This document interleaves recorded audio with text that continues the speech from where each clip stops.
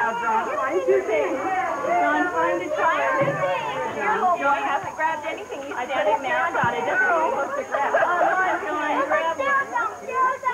Here, let's take the short. We have two. Sarah can have two. Look, you guys start the wheel for the bathroom. Okay, John, get your mitts out of there.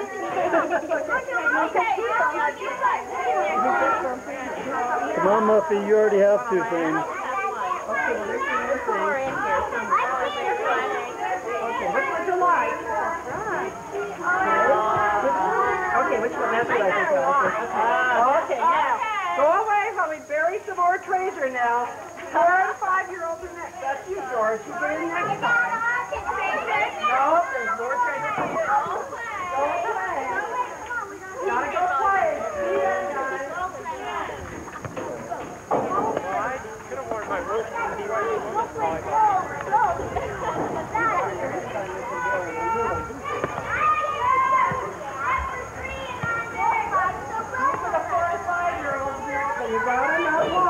It's reunion.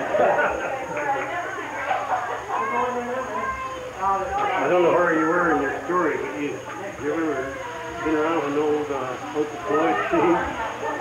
Yeah, he stripped his away and lather up, shave his face, and then shave his neck, and then shave around, all the way around. He said, otherwise, the hair come up and hang over the top of his shirt. Well, now I know where I got all mine. Well, it's not bad for best-dressed men, but women, I guess, kind of... It's an idea that. Yeah, oh, yeah, gentleman and scholar. Did you guys buy drinks or not? Oh, this is it. Maybe we ought to go. Oh, you too, Jeff. Joe, did you guys buy any drinks? I thought you guys bought drinks. Did you guys buy drinks? We went down to a little store down the street here. There's some here, though, yeah. There's some in the street. Okay, for later on for dinner. Oh, yeah. Okay. So we got a water fountain anywhere that's hooked up? Because everybody's just playing volleyball kind of thirsty. The water fountain doesn't work. There's one in the church that We go in the side door. And trying to keep it doesn't exist anymore.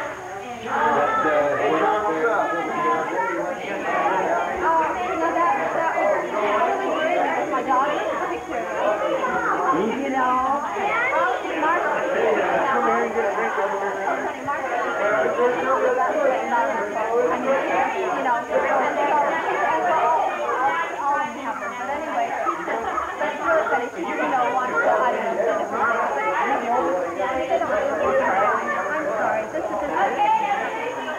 It takes them much more eyebrows than what I do.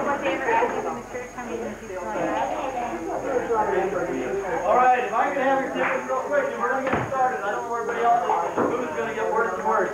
So let's get started real quickly. If we got everybody in here, we're going to have a prayer, bless the food, and then we're going to get started on the eating part when the other ones get back and they can eat too, so they'll get the leftovers.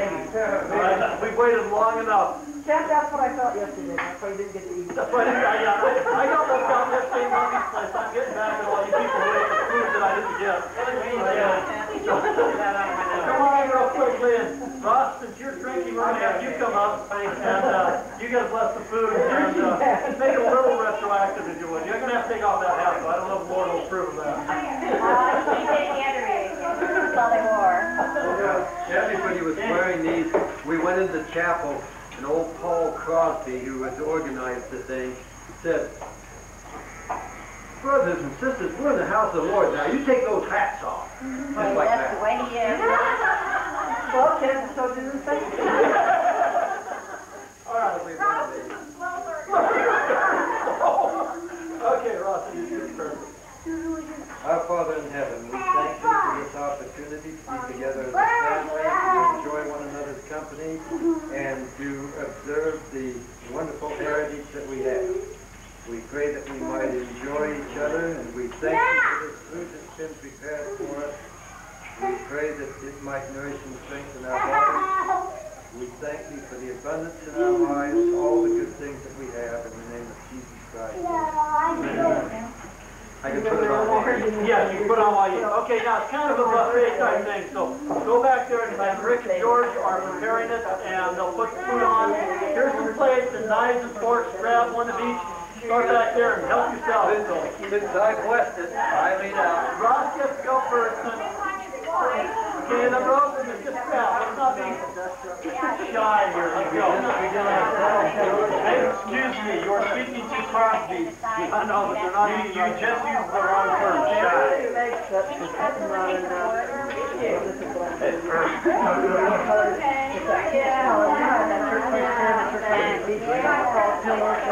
Yes, babe. That's about right. Here we have bread. Oh, how funny.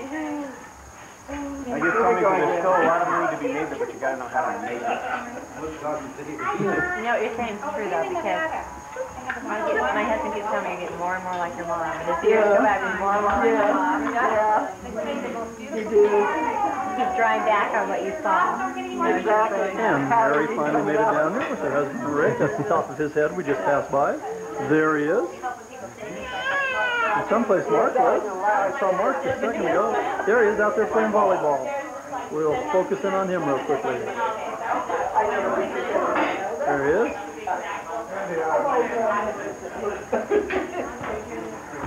What are you doing? Oh, here they come, so we don't have to go get them.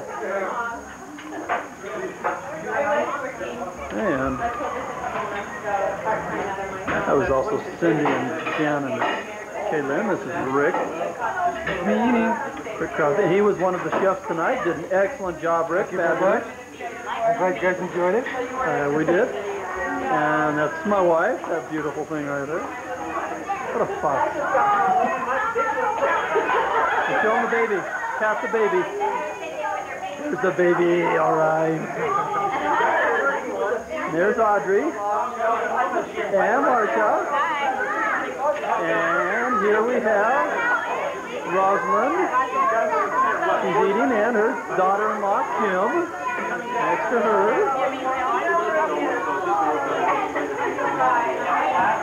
And there's Kim. Go ahead, say something, Rosalind.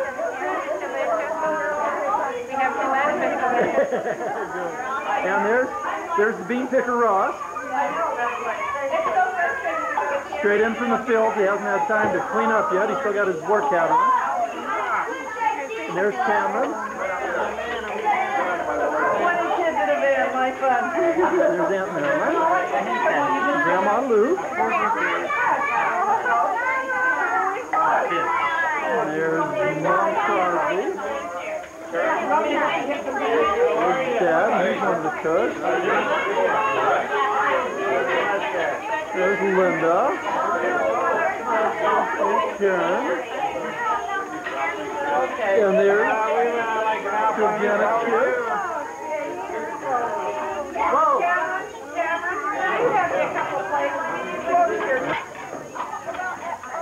Jack and Karen's kid.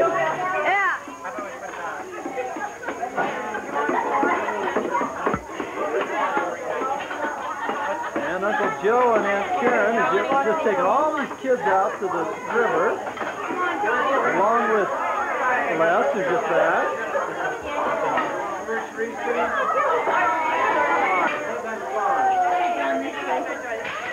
That was Linda just walking in front of the camera.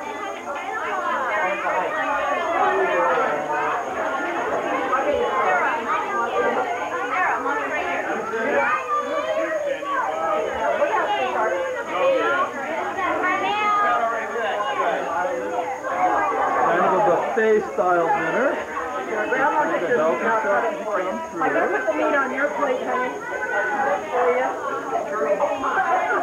You can hear the cacophony in the background. You can have root beer. I forgot. Okay, Danny, I'll get you something to eat in 1 minute. Okay, here you go. You carry your root beer. Can you do it now, Joey? Okay. You want to try it? I'll bring you a root beer. Okay, just a minute. Got your Sprite there. There you go. You just put it in your dirty. Hey! You just made my Coke! Whoever it was. My Coke is yours. Okay,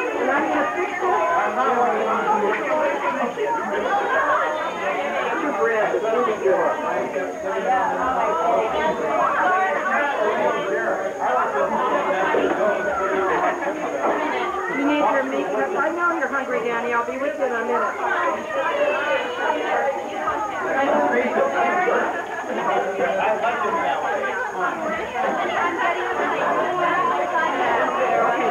I think this is Juan Valdez coming up here from Colombia. The finest.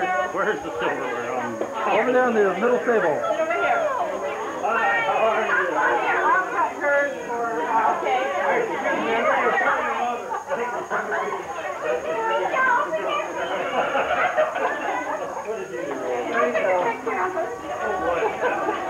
And that's kind of a panoramic view of what's going on right now. We have a little one down here even.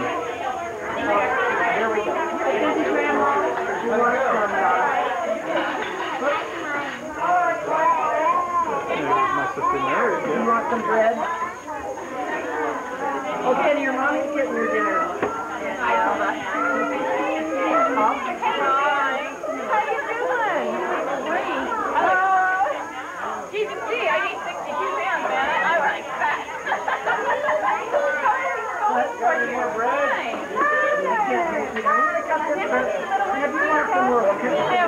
They're all girls. Fourth girl, I know Sarah. The one on the grass over there is Sarah Kay. And that one's Amber. And Ashley's a blonde somewhere that's like a tyrant. You'll see her. Oh, my son's going to pick up your daughter. You don't pick up? That's okay.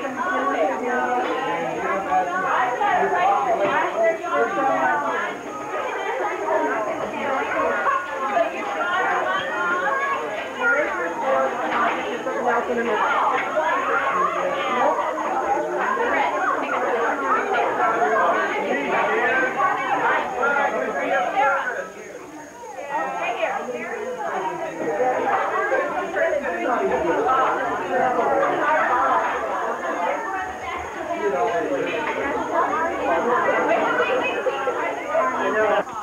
I got your attention for just a minute. Keep your forks, because we are going to sing happy birthday to Amy Coon, which is Janet Crosby Coon. Third, fourth, fifth, what? Third, fourth. Okay. Third daughter, fourth child. It's her birthday, and she just has terrible age of being a teenager. So,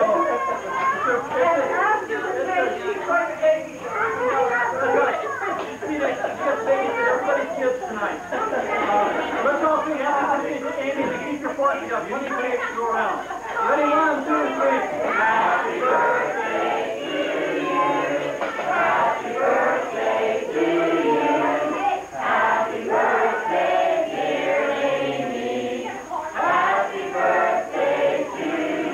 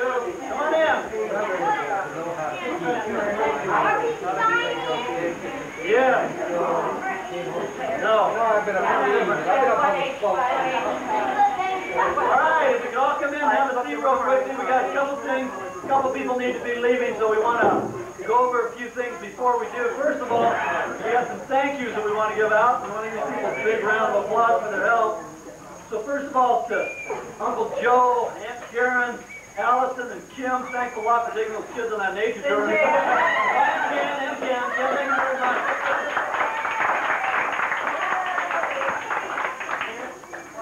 Another round of applause for bringing them back again.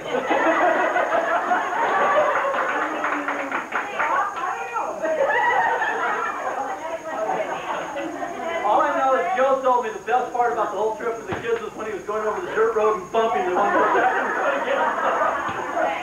So thank you a lot for doing that. That was very, very nice. Also, Allison, where's Allison?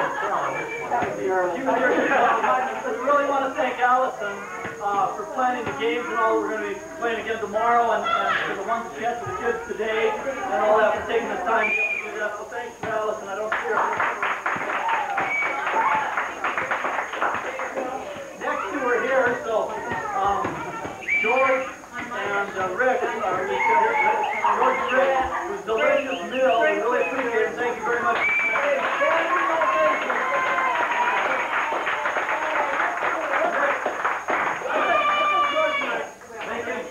Rick, stand up. Yeah, stand up.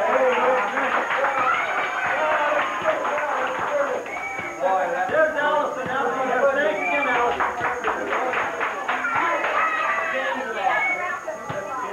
Also, Marcia and Audrey, stand up so that we can have clean forks and knives and plates and all.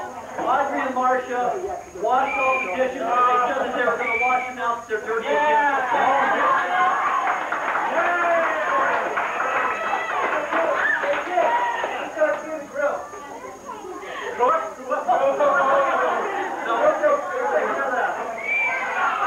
Also, we want to thank Muffy for the get-together last night. So Muffy, thank you very much. Even though I didn't get anything to eat.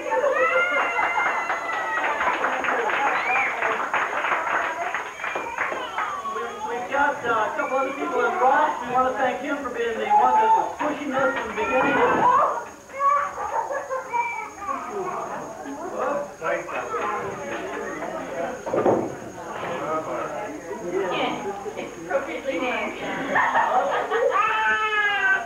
We want to thank Ross for pushing this and bringing us all together and for being the one who was behind us all. So Ross, thank you.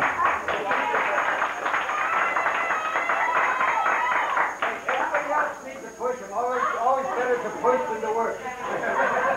And then we want to recognize Mary and Rick Miller for those who came the furthest. So thank you. They came all the way from Kansas, and we're really happy for you. 100 miles. Rick, how many? About 1,000. If you lived in Kansas, you'd drive 1,000 miles. All right, now, quickly for some business that we need to take care of. We're going to have you two stand in the corners. We need to take care of some business real quickly. First of all, we have a couple questions we need to talk about and go over. First of all, we need to know how often we should hold this reunion. Do we want to hold it weekly, monthly, yearly, 2 years, 3 years, 4 years? How often do we want to hold it? So,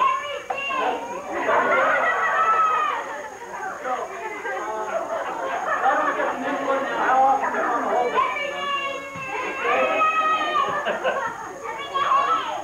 All right, let's raise your hand and I'll call on you.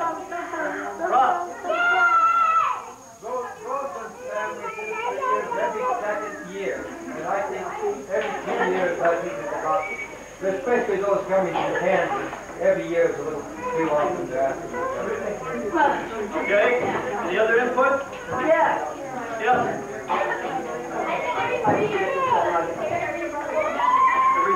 Every 3 years. Okay. Well, I want every other year to get too old for every 3. I might not make the next one. What I'd like to say is, I don't know if people want to do like, we did this one in Utah, the next one in California, then the one in Utah. But I was going to say, we need to kind of take a look at where we're holding them. But the next one that's in Utah, Sharon and I want to play them. Okay. All right? You jumped up a whole bunch here. What's that, you know, I Let's kind of have a quick vote on it if we could.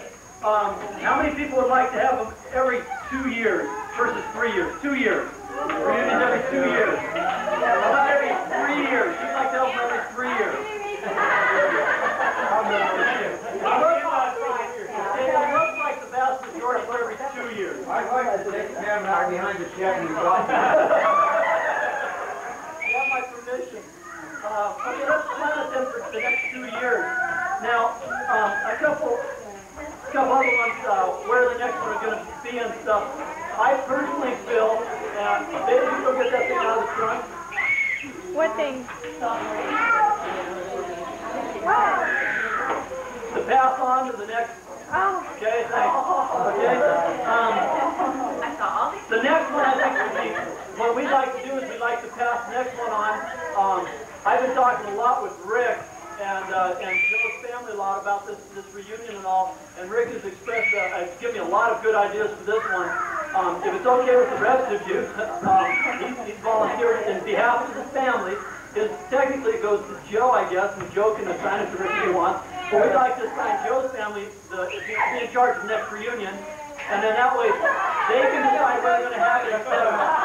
And that way we can kind of, my idea, if it's okay with everyone, is go George, then Joe, then Ross, then Muff, then Jerry. And we assign it. There's no problem with that. Okay? All right. We don't have to do it that way, but... Okay? So that's right. Okay.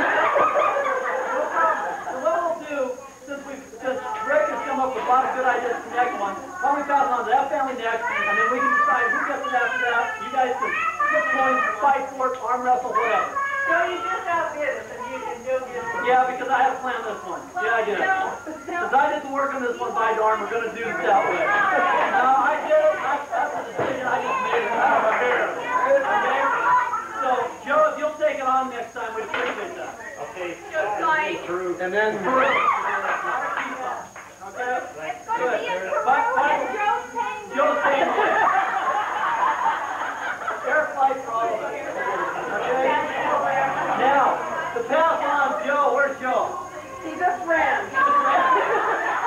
Joe, if you come up here, we thought that from our family, as you know, my wife and I are heavily involved in the fencing and all, but we thought we'd pass on the sport of leadership. And this is going to be a visual reminder to whoever is in charge of the next reunion that they are in charge, and they're the ones responsible for leading us all back safely to the next reunion. So, Joe, your family's in charge of the next one. Good luck.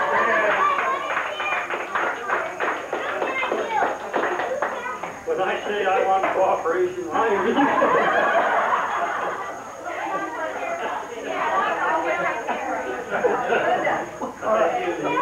Okay, good. Now, the next thing we need to decide is about funding for these. I guess that's always a touchy issue when you talk about money. But on this one here, we spent so far approximately about $230, of which that's come from primarily from Joe, who's in charge of the next one. But also, I move that the next guy pay for it all.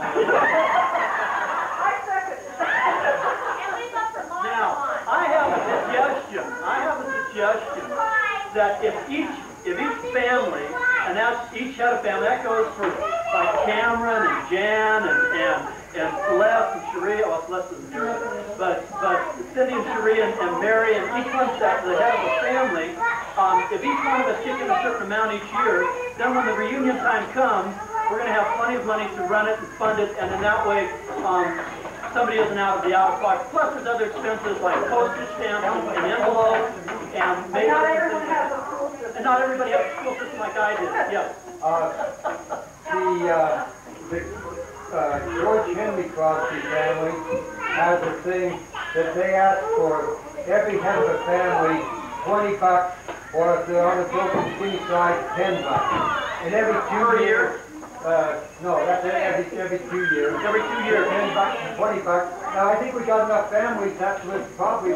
Yeah. I think that'd be fine.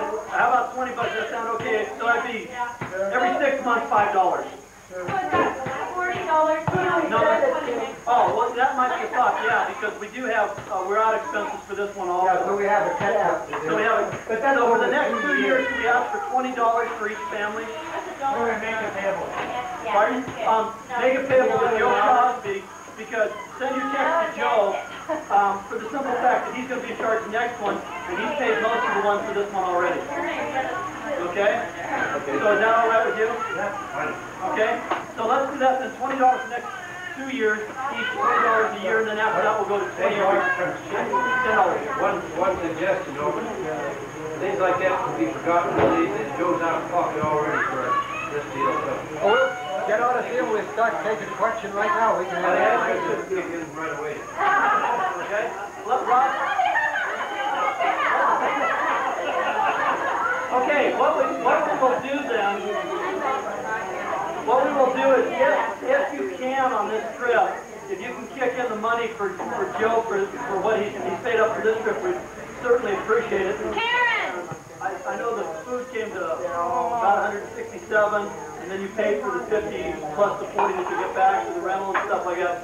So there's quite a bit, and then we bought other stuff. We got to go back and buy a bunch of other stuff. So we're talking about 230 right now. So we have about 11 heads of families here. That's cheap.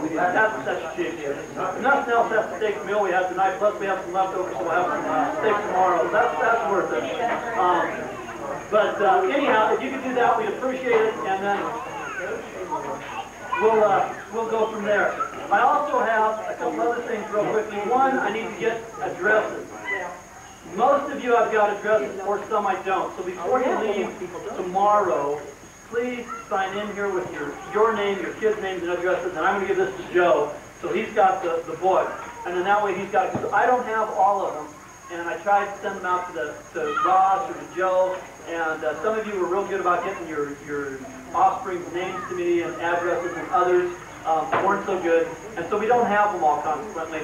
And you may decide Ross is too busy to come, so he's not going to come, but maybe his kid wants to, and it's not fair to be sending him. He said, I'm too busy, I'm not going to send him out.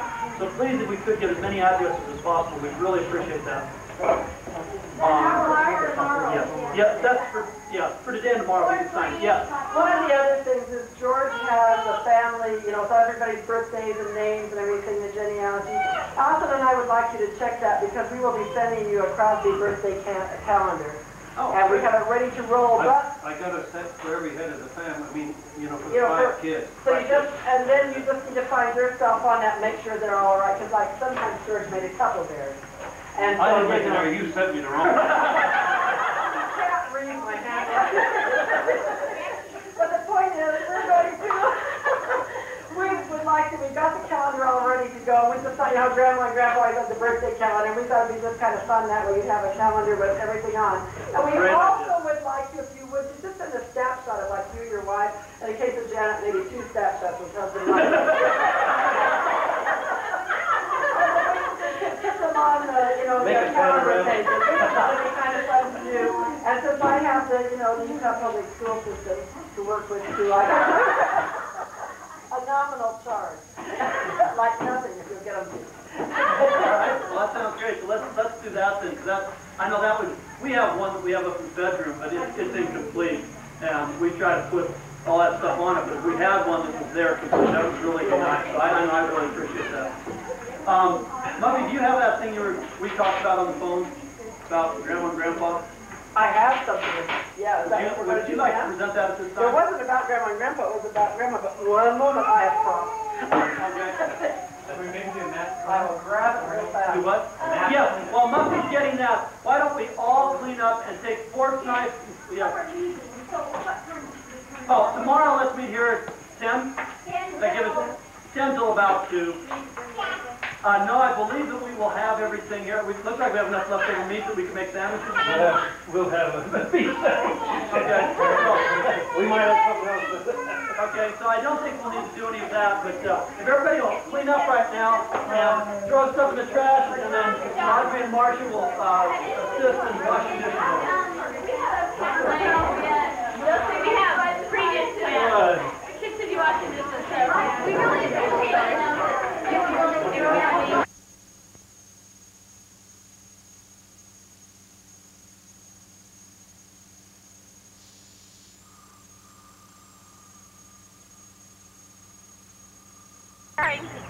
Sheree and Steve, and somebody else's child. I don't even recognize him. Cindy's. Cindy Kilos, boy Danny.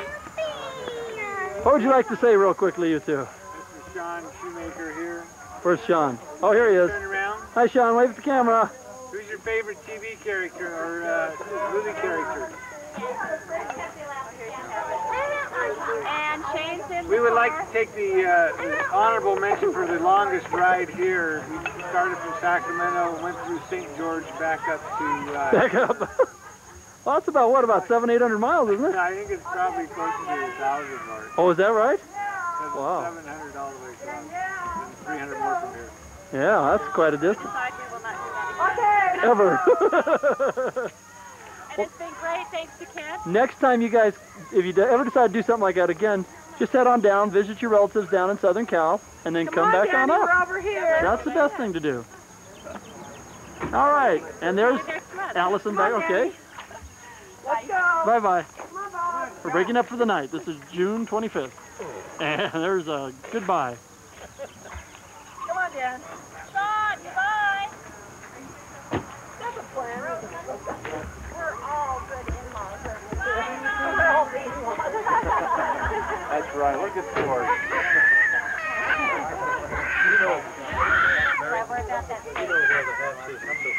What are you doing? Don't you? Yeah, that's what one's going to go out with us. Mary, I've also made a videotape of the graveyard and the plots and everything. So we will send you one, and then that way you will, if you forget, like I always do, you've got one, okay? Okay, sounds good. Turn the baby around. Let me get a close-up of the baby real quickly. This is Kaylin. Oh, I'm sorry. Go ahead. Pretty little Kaylin. She's 7 weeks old. And she's been a good sport. Yep, she certainly has. She certainly has. She's been a real good baby. Anything you want to say real quickly? Well, that'll be your best picture. Proud mama. Yeah.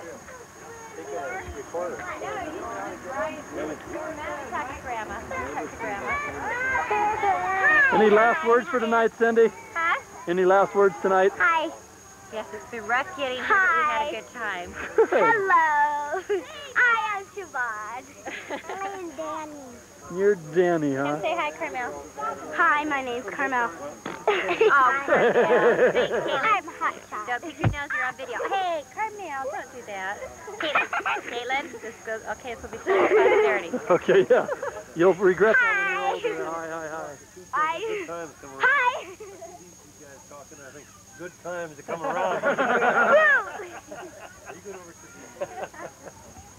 You want to go to the church or going to right now? Right now. Yeah. Okay. Rolls one. You know what this looks like? It's like United Farm Workers gathering. Cesar Chavez, where is he? Okay. We'll see you tomorrow. We're going to go down to the cemetery. Hey, I need to add her to my life. Cameron. Like, can they catch her? Okay.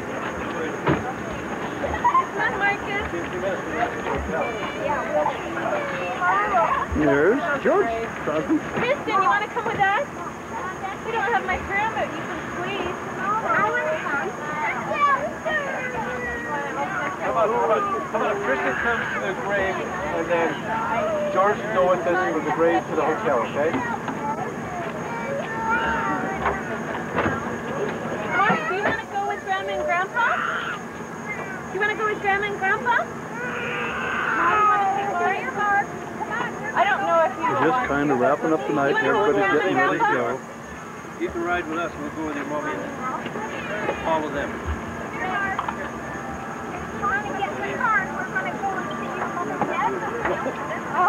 Cameron, where are you guys staying? Swiss House is right on the 25th of June. I thought I'd come out and take a little picture of the place that we're staying. It's called the Swiss Alps. It's here in Heber, Utah.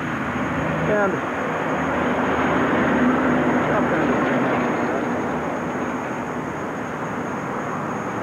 kind of see it's kind of a cute little one. got the goat herd and the goat and the little Swiss Miss, and you go around. And they've got bells and chimes in this town and everything, and it's kind of cute. Originally settled by the Swiss, apparently sent out by Brigham Young. That's what the place looks like. And this is what the motel looks like. Kind of quaint little place.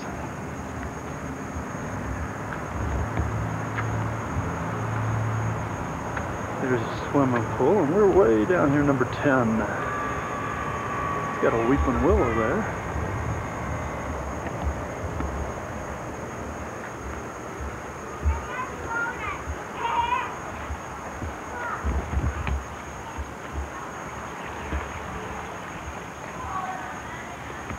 We have 12 units, and there's 12 counties in Switzerland. There's our car. And we are staying number 10, which is the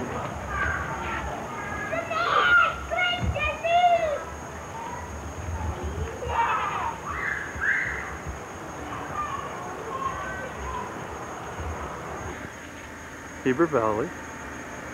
And what we have here is some geological activity Uncle Joe just explained to us. Right there is the old homestead mud pots.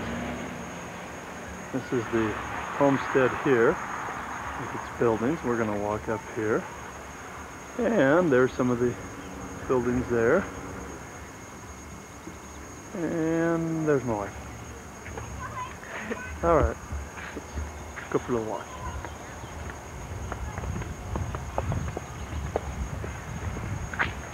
Really pretty. Yep. That is the original home that the man used to live in, and then also to sell tickets to go to the mud pots. That one right over there through the trees. He did that.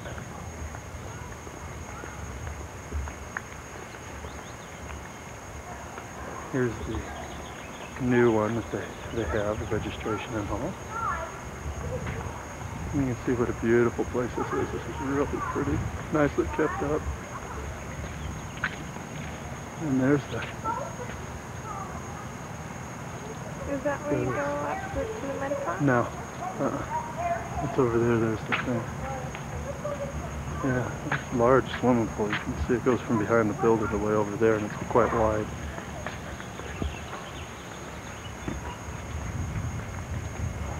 There's the entrance here.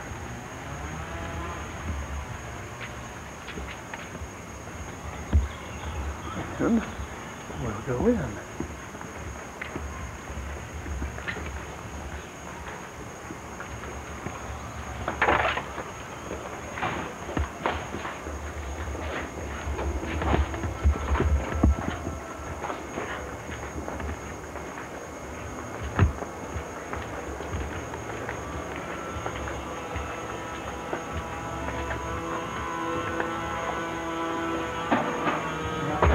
We're looking for the Crosbys. I guess they're not here yet.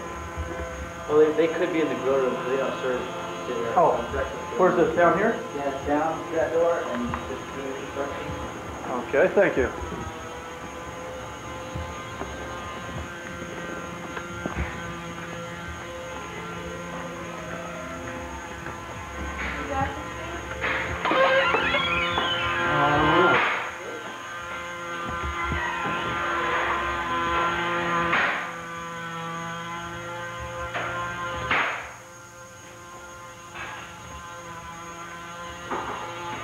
Morning.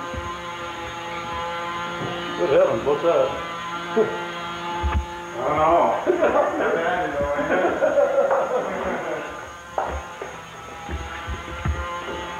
Big insect, though, huh? That was a big insect.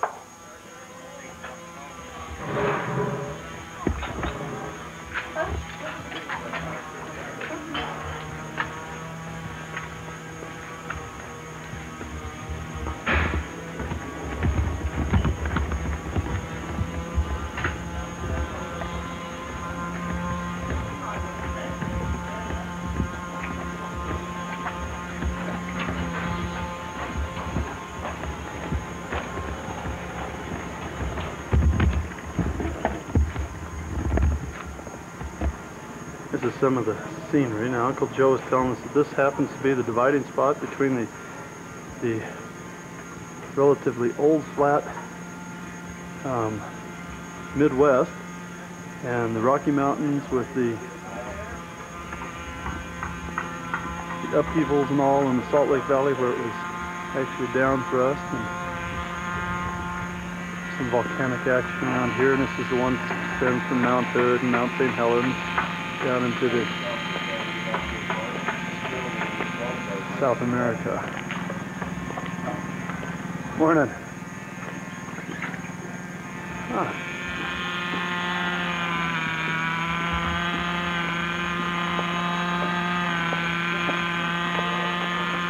That's really pretty, isn't it? I love that. Oh yeah, pretty old bar inside.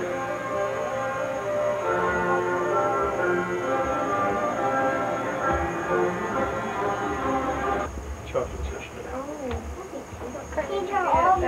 We got You didn't get cookies and cream. no, we did. We got the caramel pecan and we got the dark chocolate over there on the bar end. Oh, that? I didn't bring chicken. That? Yep. You didn't get cookies and cream. No, because we'd had 1,000 cookies and creams already. Oops, I'm sorry.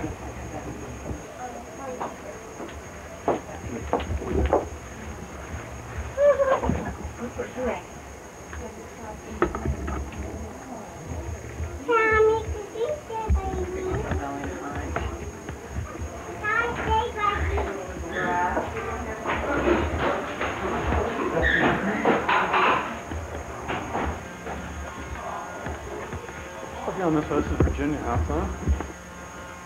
Tell me, Uncle Joe, that was the original house. Yeah.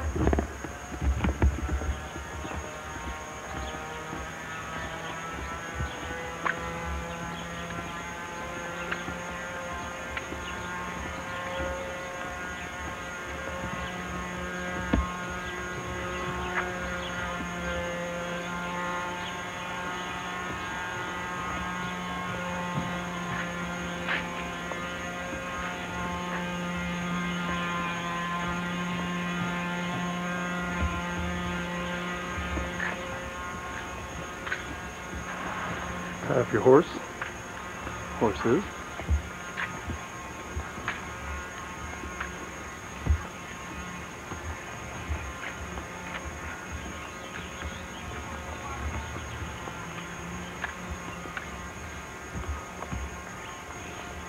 It's really pretty out here, isn't it? Looks like a pretty little garden right ahead.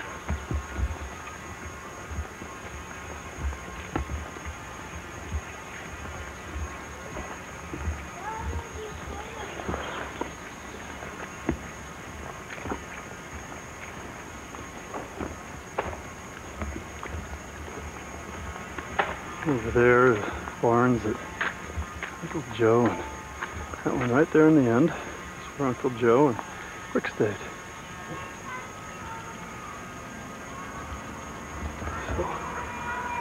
Are they leaving today? Pardon? Are they leaving? I think they are leaving today, yes.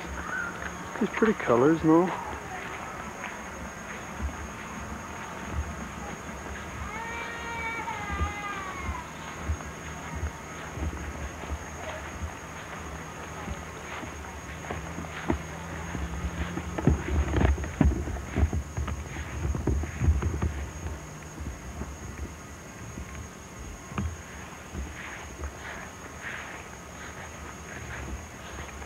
Did you have a dog? Mm-hmm. Who's that one? Yeah.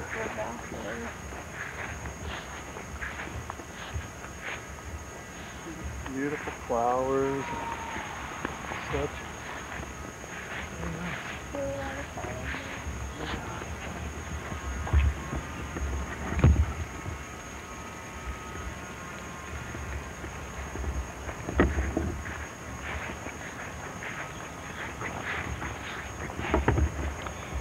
Archway, and we'll walk back to the car, and over here we have the tennis courts, Lisa's favorite, and underneath they park the And there's a good shot of the mud pots.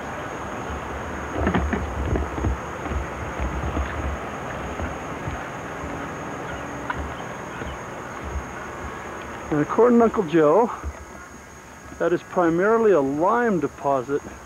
There's other minerals and all, but he says the main thing is that that's basically lime deposited there. So that's something.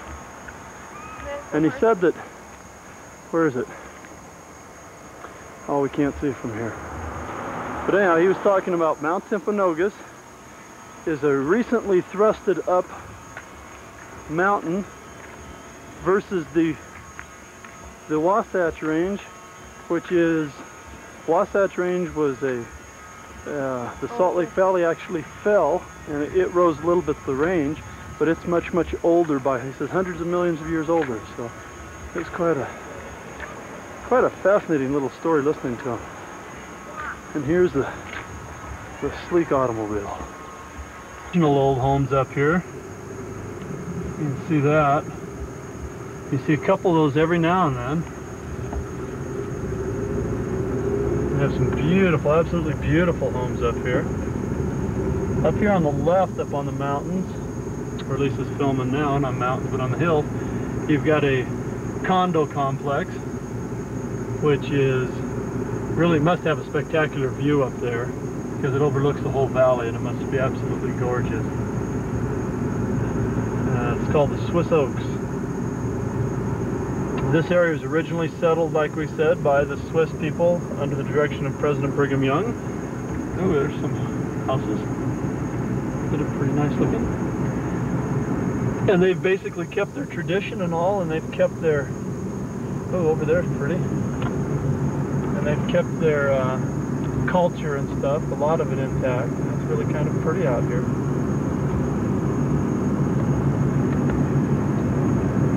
Just lush fields. Oh, you can see over the valley now, over that way. To your right a little more. There's a pretty Swiss home there, huh? Yeah. Nice. How pretty.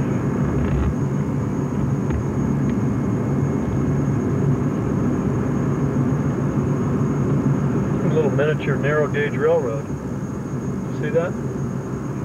Yeah. Oh, isn't that pretty up there in the canyons up there? Yeah.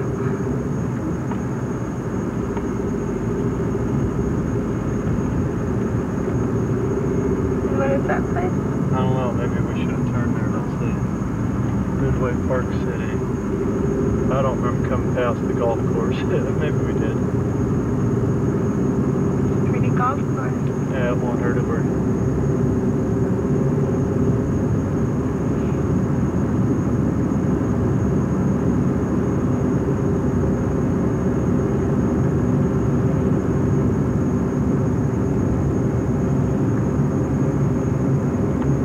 a couple really pretty golf courses. One at the Homestead's very pretty. You still filming? Yep. This one's real pretty. Good. I don't remember coming by this on the way out, so we probably should have turned there back there. So let's turn around. Maybe this is where Karen and Joseph kid. Could be.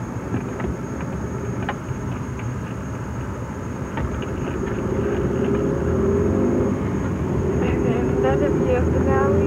Yeah, that was a good idea to take the wrong turn. I did that on purpose, baby, so you could get a good view of the valley. See that? And that was, over there. that's right, that was a mud pot, but when they start irrigating and stuff, the water pressure is no longer here, according to Uncle Joe, and so the mud pots no longer boil over, so they aren't going to grow any higher. And that's one of them right there. They're no longer used? Some of them are. That one isn't. That one's been abandoned because apparently you have to go down quite a ways to get to any warm mud or anything, and it doesn't pay, I guess. And the one at the Homestead's no longer used, right? Yeah.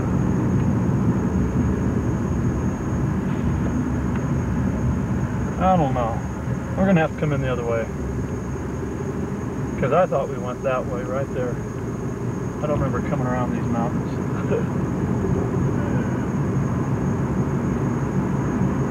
But you see, here's this little short line railroad, Midway Short Line Railroad, see it? Yeah. And it's actually got a little narrow gauge railroad right here. And you can see the tracks, and right over here you can see the tracks actually go over into this person's house, and they've got these miniature little railroad crossing things. Kind of clever. It just looks like it goes around in a circle, and this must be for the guy's own pleasure. It says no train today. Maybe that's the road. That looks like the road we came in on. Am I on the right road?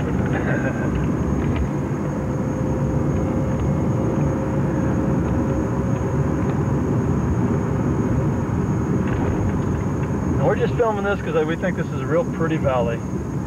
This is where the grand folks are buried up in this valley, and we're having our family reunion. We're going to shoot up on the hill up here, baby. There's some homes way up there, and they're pretty, and there's just a lot of really nice things up here.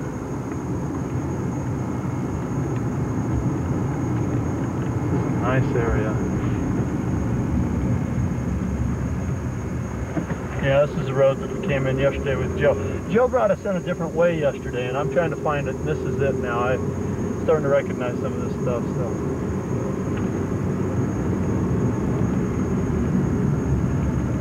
Of course, now I think it must be this way. There's one real ugly home up here. And it's built totally out of character. And Uncle Joe was saying when we get to it, there it is, way over there. See that? With the minarets? It stands out, it's ugly, and Uncle Joe says usually those are the type of homes, he said, that are built quickly, built a lot by persons. He says they're architectural nightmares, not the one that's up front here, but the ones in the back.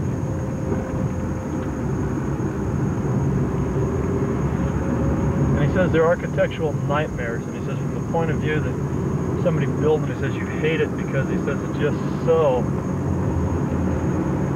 gaudy, and he says on the inside he says it's just terrible, and he says it's usually cheap construction and stuff, and he says within 10-15 years he says they're falling apart.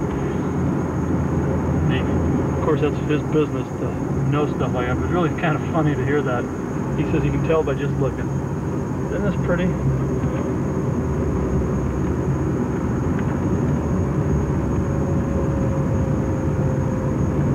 Like a castle or something. Yeah, it kind of does.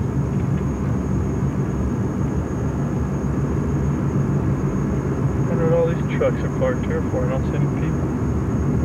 Huh.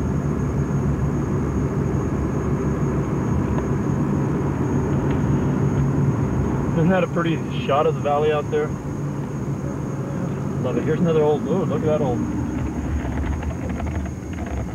made out of rocks and wood. Yep.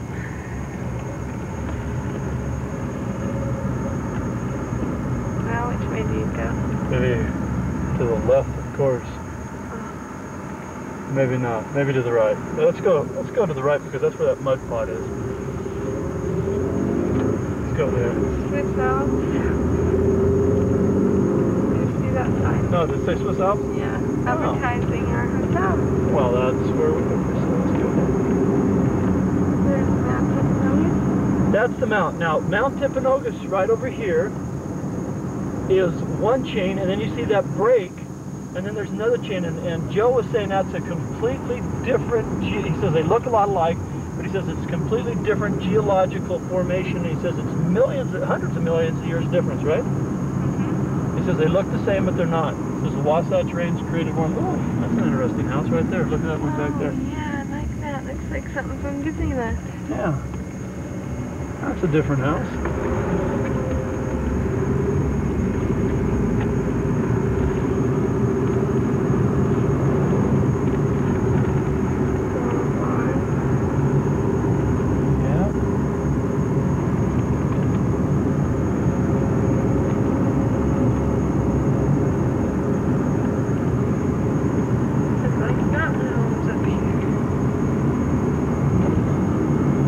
Of course, you get a lot of snow up here, so all the roofs have to be pretty steeply slanted or you're going to get major problems.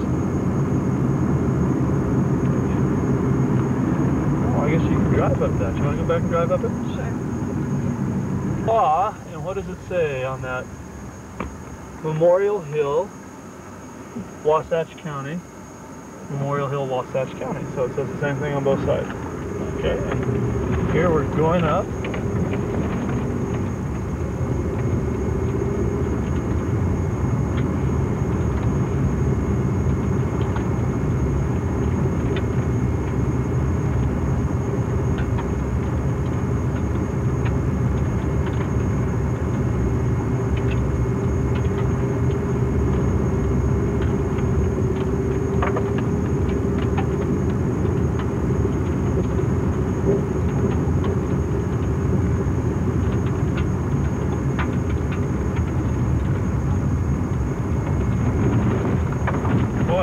Gorgeous, isn't it? This is really beautiful. Spectacular view from up here. Oh, I'm glad we came up this road. It's a dirt road, a little bumpy, but actually dirt and gravel road. But this is beautiful.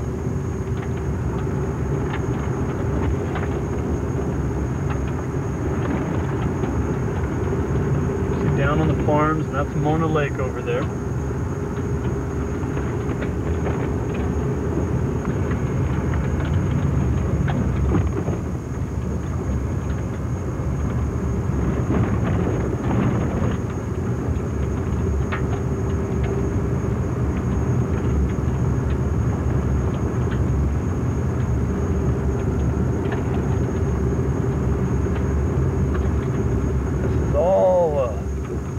Mud pot that boiled over and boiled over and boiled over and boiled over. So it's predominantly lime. There's other things up here, but you can see it's basically mud. And you can tell they brought in some gravel and stuff for the road and some rocks, but this is interesting. It just keeps winding up and up, and we keep getting prettier and prettier picture of the valley. And this is really nice. Tell it's been fairly inactive for quite a while without the road. We didn't hit it. It's one unafraid little squirrel, though. I'll say that. Stupid little squirrel. Well, you can probably even film the reunion from up here, huh?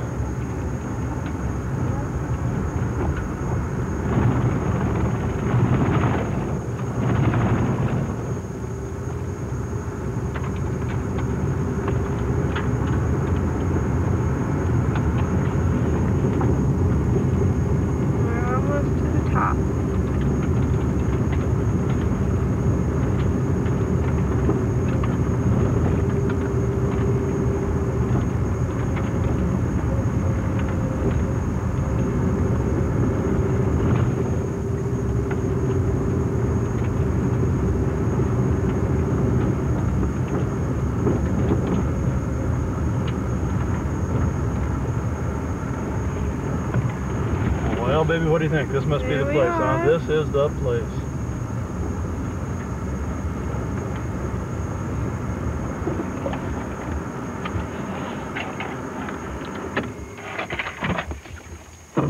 Memorial Hill in Heber, Utah. And here is the memorial flagpole and the surrounding environs. We're going to kind of just wander around here a little bit. You can see what a spectacular view this is. This is just dynamite.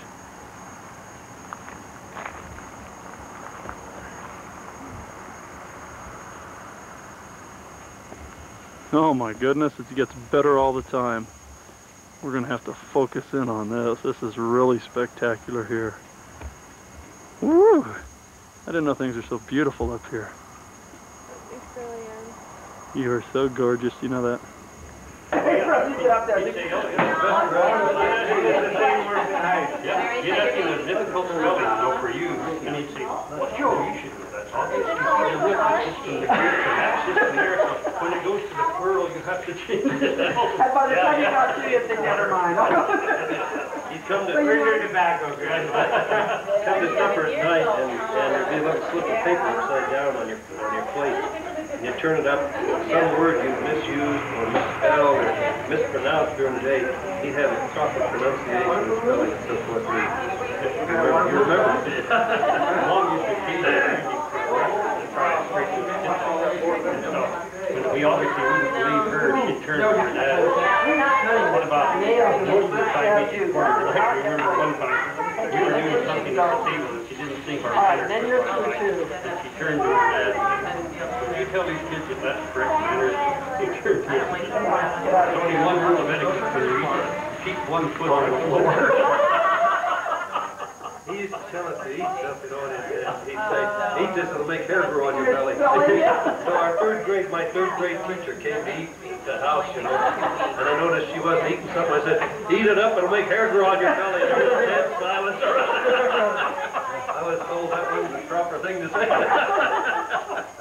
But nowadays, know what they're doing. And he used to take me to the, when he lived here in North Ogden, he'd take Kieran and I to the state capitol in Salt Lake, and he told us this was Potbelly's house, which was a dwarf, you know, that lived out in the forest and had bears for friends and all this. And he took us down, you know, he'd look around, oh, now here's where he really liked to take a picture. He's going to take the boys to his house, because he's a friendly, you know. And then he'd point out the stuff, and said, now that's where he keeps his treasure, because Pop had a lot of treasure. He was always having to fight off the witches and that. Like, keep forgetting his treasure. Well, you know, I had grown up through this, and we were driving through Salt Lake, and I looked at myself, oh my gosh, that's the capital.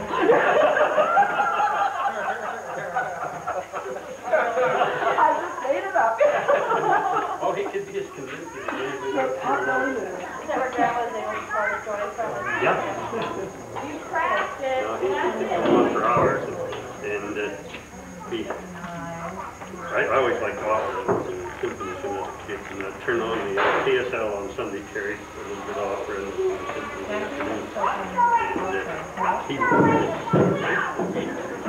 would sit there and turn the radio on the opera come on, and he'd have a book in front of him or magazine. He wouldn't change his expression or put his magazine down and go, "For God's sake, put her out of her misery." You know, you might remember, we were watching a TV show, maybe not long ago, about that three-corner country down in Utah. I had a bunch of cattle in there and so forth. And this one guy, his wife, a guy who had 4 children. And he was kind of following his life, the daily routine and so forth. So he had his one son in there, who was, I guess, 10 or so. And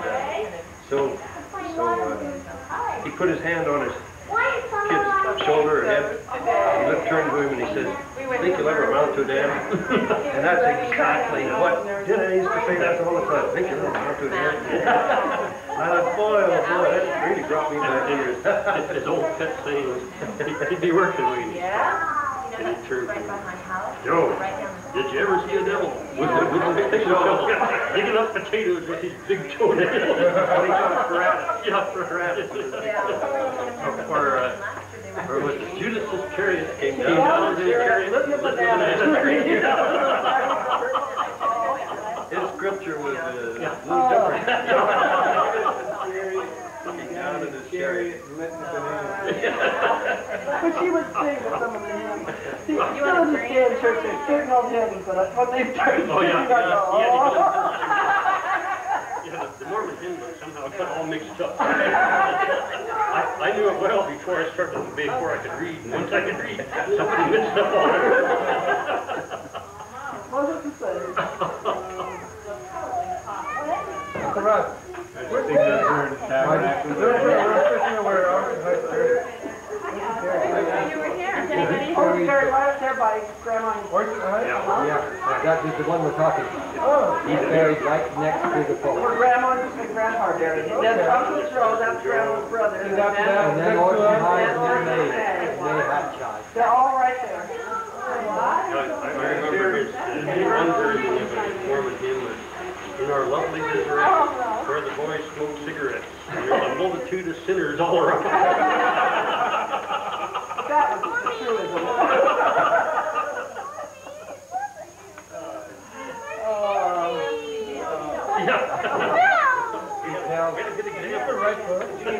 He used to tell the story that his father was a state president. But years before the state president, he served on the state high council, and he would go around from ward to ward and speak on You got the biggest one in the house. dad was speaking. Well, he would cut church. He and his brothers would cut church and they'd go fishing that day on the Sunday that the high council. And so he said, whenever his dad had two scopes, he said, there's so many missionaries coming back all the time that say, oh, no, he'd always say, oh, some guy with a long beard, they all had beards, some guy with a beard, on the outside. He says, one Sunday he'd taken off fishing with his brother, and his dad came home and said, well, he says, how was the service in your ward today? And he said, all right, I guess. He said, well, who spoke? He said, oh, some guy with the beard. And he said, like heck it was two young returned missionaries, the Queen Shaven. He wailed today like that. Oh, that's funny. That's funny. Saturday.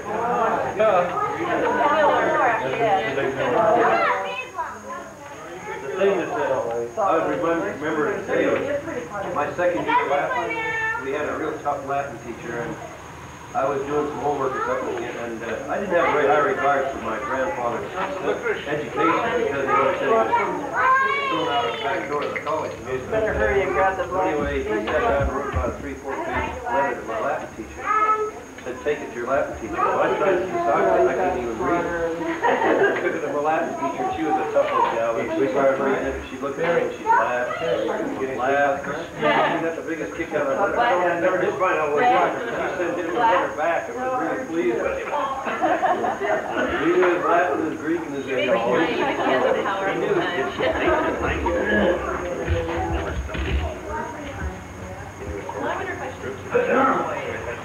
Here, this impious old guy is really,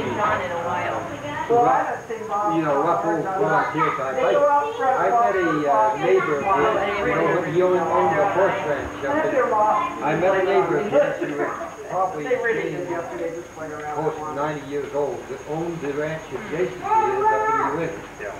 And this guy was very wealthy, owned a 90,000-acre ranch up in New England. And he came down and visited our ward in Concord. And I just asked him if he knew my guy.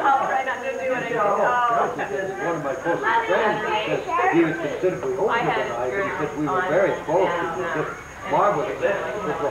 I said, he went broke in 22. I said, in 1922, and I said, never made anything again. I said, what, was he just a poor rancher or anything? He said, no, he said, you have to recognize, he said, he was a true old Western frontiersman, the kind that designed to fight Indians and wrestle with bobcats and this sort of thing. And he said, he was trying to go out and tame the wilderness. But he said, as things progressed and it became scientific and all, he said he still wanted to go out and do it the old way. And he said, I don't think he could have made it in modern times, but he said, for a frontiersman, he said, there was no better. He said, he was really deprived. And they give me this little woodsy well, I don't. But then another thing, with all this Russian background, then he marries May Hatch, who has a degree in music, and goes ahead and she gets a master's after married him. She goes summer and summer gets a master's degree in music. She coped with me fine, and my mother said the only reason that marriage lasted was because they didn't get divorced enough. She said they were just completely 100% the next one guy hit it, of course. I have to run really hard to get to the next phase. So I'm running in this dress, and my slips, going flying each way. Well, all of a sudden, the bishop's kid is looking straight at me, and he's right on the line, and he's not going to cut. He realizes this little kid is going to, not move out of my way. No more. He was and my kid, is your last one, no more.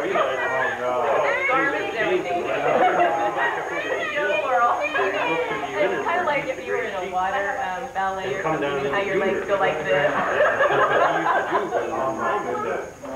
So, poor Bishop. Poor Bishop got a really nice shot. In a way, and come up over the units, leave a sheet So I get up and I think, okay, yay, I'm out. They said, oh no, you got to the base first.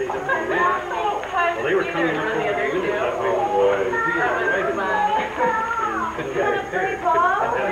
Too bad a break. But he used to be very friendly with you. They didn't give it another Giving shot. and so they're broken down. And the Indians came through. They used to go here or somewhere up in the high country that too for a good grass. And they saw the situation and felt enough of him that they put my grandmother and mother in the wiki up. You know, there were two poles off the horse with a blanket in the back. Mark, what you getting to do? It's down to Heber. Yep.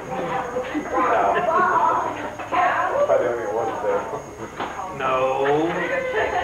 The one thing he got really excited over was the helicopter too. Not much. We saw these neat animals and then a helicopter went over and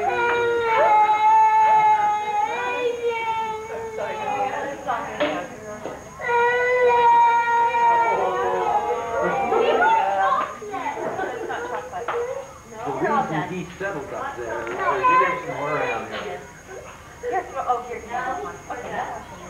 Orson, the apostle Orson Hyde, went up to an established Fort Supply. Do you know what the Fort Supply was? Yes, good.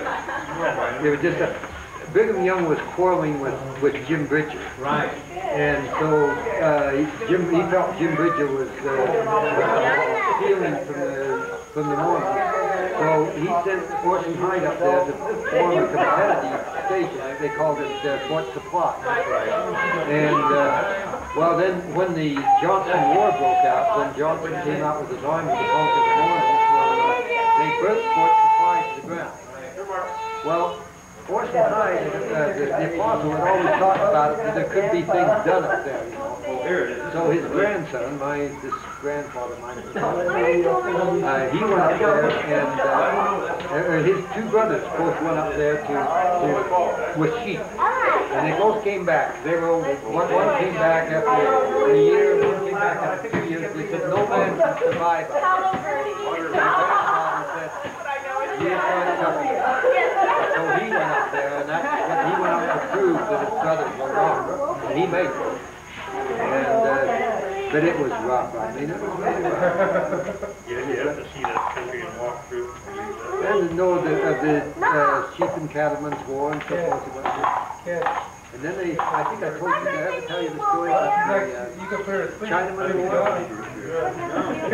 Well, after the war, we're getting along now into this century. Well, most cattle companies were owned by British. They had huge tracts of land in Wyoming. They found out the Chinese come over to build the railroad was worth a lot cheaper. So they came in to be cows. Other cowboys were they were still off the Chinamen. They went out to kill the Chinamen. Well, my grandfather Peter the Green River one day, he saw this Chinese guy running down the house. He knew that. He found the old Chinaman, he was cowering in the corner, and he took him into the bakery. And the bakery ovens were just cool. And the bakery. Is that right? And then he told the ice, he said, you hide this Chinaman. No wonder I Don't you see that face turn red? The old Chinaman didn't speak hardly a word of English. And so they hit him in the oven there. And one night their grandfather got him and then the Chinese code was, you save my life belongs to you, you know. So he stayed for the rest of my life until he unpaid service for my grandson. But I guess he was really an incompetent child. My mother says my granddad had get so mad. If I ever save another Chinaman's life, I hope he's competent. Anyway, his son, our Uncle Joe, never owned a car, or well, he probably owned one, of course, but he didn't never use it. If he was in Green River, he decided he wanted to go meet somebody in California. He just said, this is the way, up over the mountains, swim in rivers, and he'd get there, you know. Fastest walking he was short too, about 5 feet. There's one other place that now has her. And no man could keep up with him. He had to run to keep up with him. Mark went away. Hannah says that he has one and it never He'd take us into town. He'd put one of us I think it's the back of the head and the neck where it can be. and he'd come over Oh, really? that day. I remember when you were Go to town, really, walk maybe a mile down little that girl. cross the You know what I remember is I named my baby Much faster than you do. after you. He was strong. named He Allison. had diphtheria as a And then young I remember man. Allison A. And they never thought he was going to live We called her more. Allison He died at A. age 43. That's all through high school. But the building itself, My mom they said, how do you took like the your original age? Charles Well, Atlas Allison for A. us, and he was incredibly cool. And he'd pick up these great big old railroad ties, you know, and just toss them up on his shoulder and go flopping off with them. But the stories about him, one of the times, there were a couple of dogs in town were coming out and killing the chickens. There's very little They warned the people that had them 2 or 3 times, keep your dogs off if they're coming out and killing the chickens. Nothing was done about them, so this one time, the dog came out and killed the chicken. Joe put a gun on his shoulder, he walked into town, walked right up, the dog was lying at his master's feet on the porch, in the front porch. Joe comes up, puts his gun in and shoots him. Want to spend a week in jail. He told him that. Hey, I lived with Joe for one whole summer when he was building those duplexes. And Joe worked night on the railroad. He slept during the day. Joe was named for Joe. His name for Joe. This was Grandma's That's why he's kind of no, Joe Hyde. Yeah, Joe Hyde. Grandma's mother. Grandma's brother. So I'm there, and Joe's getting mad. These dogs that said bark, said wake him up during the day. Oh, he'd just go out and he'd shoot him. He'd just pick up, you know, and he wouldn't shoot him with a rifle. He'd use a pistol. He was a dead shot with a pistol. He shot me. He told me how to shoot with a pistol. He says, you bring it down, you hold. He says, you bring it down, and he says, as you pass the target, you're squeezing as you pass the target. And he was a dead shot. Anyway, I came out there, and there's a big old mixed breed dog, big old thing. He was barking out there, and he came out. I know, I took the sliver out. It's all gone. Oh, the only took one shot. You have another one? Little while, here comes the town marshal out, you know, and Joe came out and he says, Joe, you shot another dog. Yeah, he says, the damn thing was barking, keeping me awake, I shot the dog. He says, what you gonna do about it? He says, oh, come on, Joe, please. He was a town character. I said, that's embarrassed, you know. Come on, Joe, please, this is a law enforcement officer, I couldn't believe it. One of our cousins was up in the Mopac River crossing, and they were out on haying, and all of a sudden Joe shows up. He used to walk in, he'd never say a word, nobody'd expect him or know where he's going. But Joe shows up and pitches in, starts helping him hay. And he worked with him, went into lunch and went into supper that night, and got up the next day. Just about through the haying, and Joe was helping out, and they went into lunch, I think about the second or third day, and so they said, Joe, come on in lunch, we're going in lunch. He said, I think I'll take a swim first. They had some rocks thrown in the whole back river right to the hole. And so they came back, no Joe. Well, they knew him well enough, they didn't search the river. He could handle it. Didn't see him, didn't hear from him for a year. They were haying the next year. Joe shows up. And old Ralph thought he's kind of going to be a little comic, so he says, have a good swim, Joe? Yep.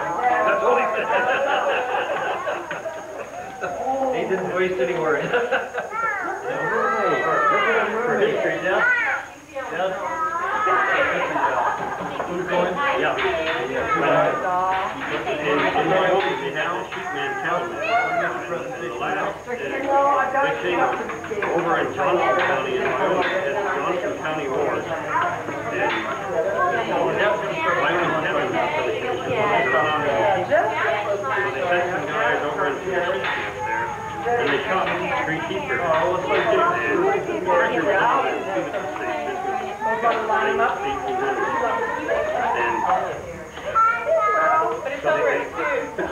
getting the guys. They found them, went out and arrested them, brought them to trial, and convicted them. And that's it. He went down to the war and into the law. And Wyoming County was negotiating with the district attorney who prosecuted the 3 guys. They had became a judge up in Mason, Wyoming, there where we were living. And when Muck was born, they went over and stayed and left house to be out of the way because Muck was born at home. So we stayed in the house with the guy who prosecuted the last cattleman who caught sheep in the state of Wyoming. Oh, you understand that, Crosby?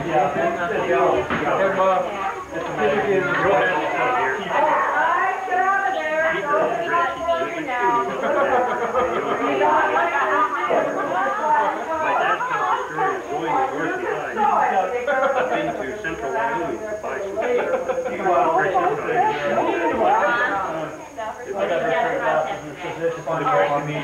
Yeah, no.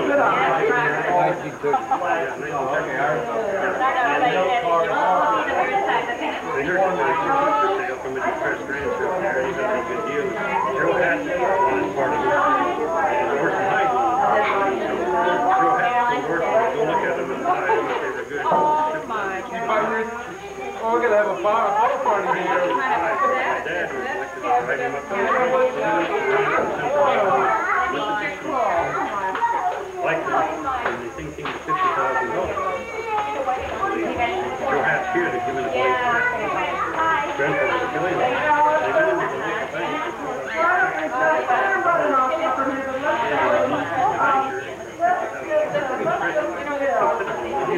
Work out bank from life.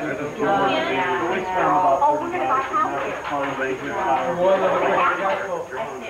So he called the bank and called the extension. He said, I have a check here from Joe Hatch. I said, honor. So thank you. So that's long ago. Figured it was all right.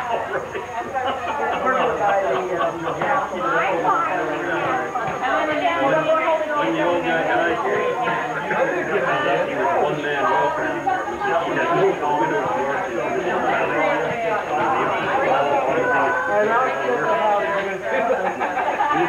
This is Joe Hatch, who was Peter's son. Joe Hatch was so again, when he retired, they found out that he supported that position and went out during the Depression. This is the same round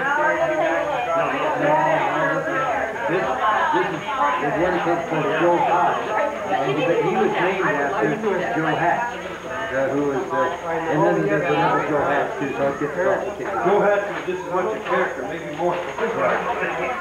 He's the one, he was the preacher, he got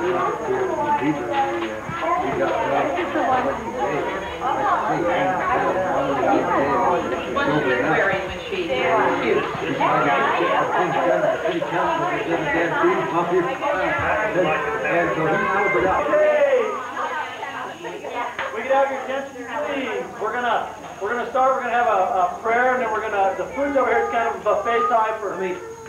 Dad will explain what it is real quick. After the prayer, let me explain how to go through here. Sure you don't want to do it before the prayer? Before the prayer. Some children think that's This is the French bread we had yesterday, and I sliced it in half. So the butter is in the inside. So when you take it, take 2, will you? Don't leave the unbuttered side, but take 2, and then you can use that for the sandwiches to put the meat and cheese in. So when the meat sliced real thin, don't just put 1 piece of meat in there, put about 16. Pickles and lettuce here, there's a condiments here. Why don't you set out that other bread too, Joe? Yeah, I will. Do you have more bread? But, yeah, we have more, yeah. Oh, because I've got some bread I baked last night.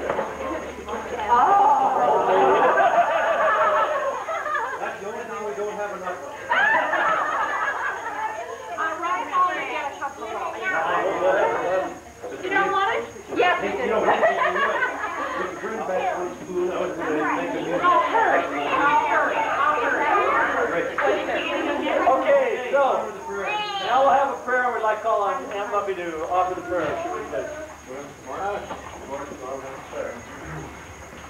Our Father in heaven, we come before you this day. We are thankful indeed for the many blessings you have given us, for the family that we can gather together. We thank you for this food and ask that blessings upon it. I pray that God will continue to be with us in the name of the Son, Jesus Christ. Amen. All right, help yourself. There's everything over there. And then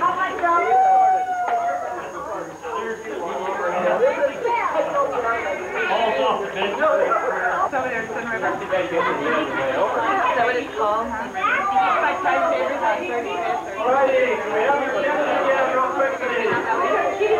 Yeah, GP, don't feel bad about it. If you want to go back and get seconds, or just kind of avoid walking in front of that camera because we're filming. Kim said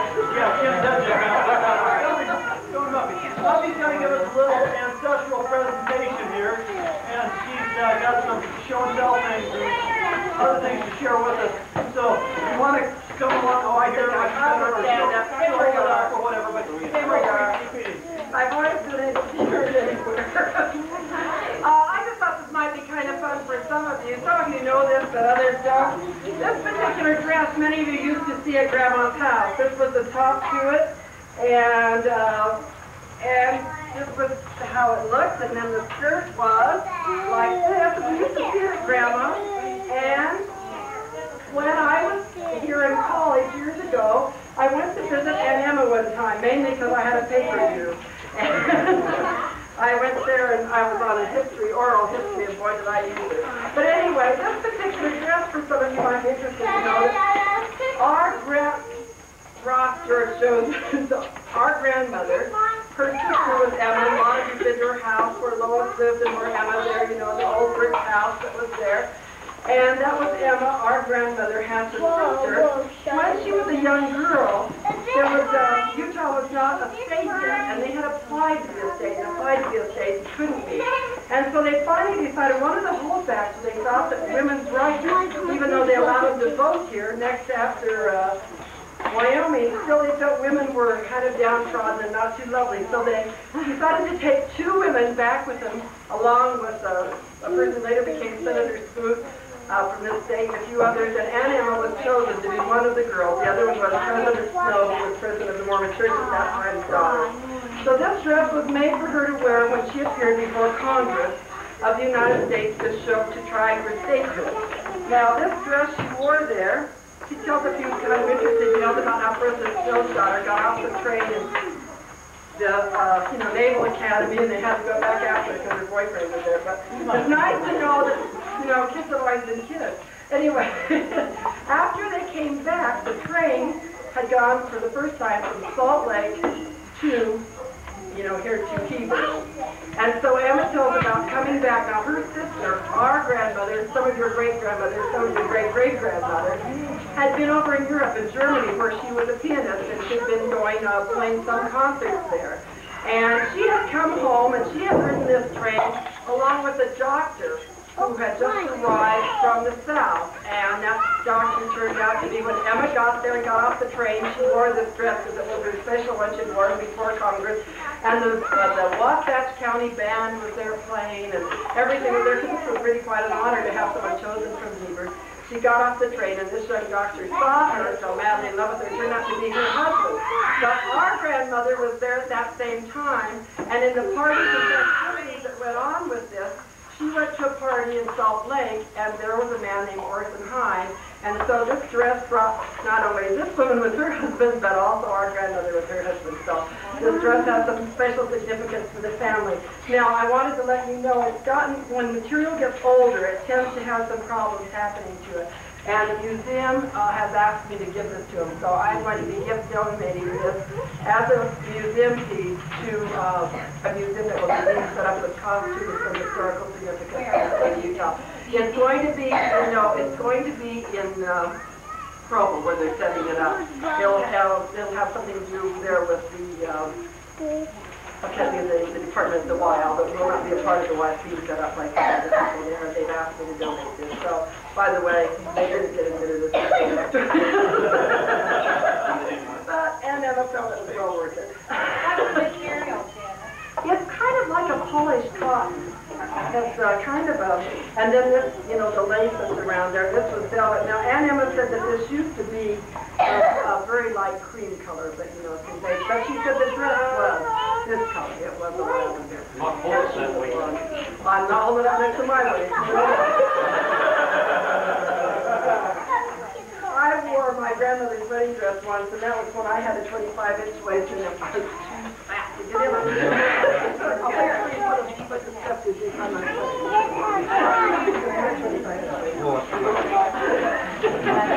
okay.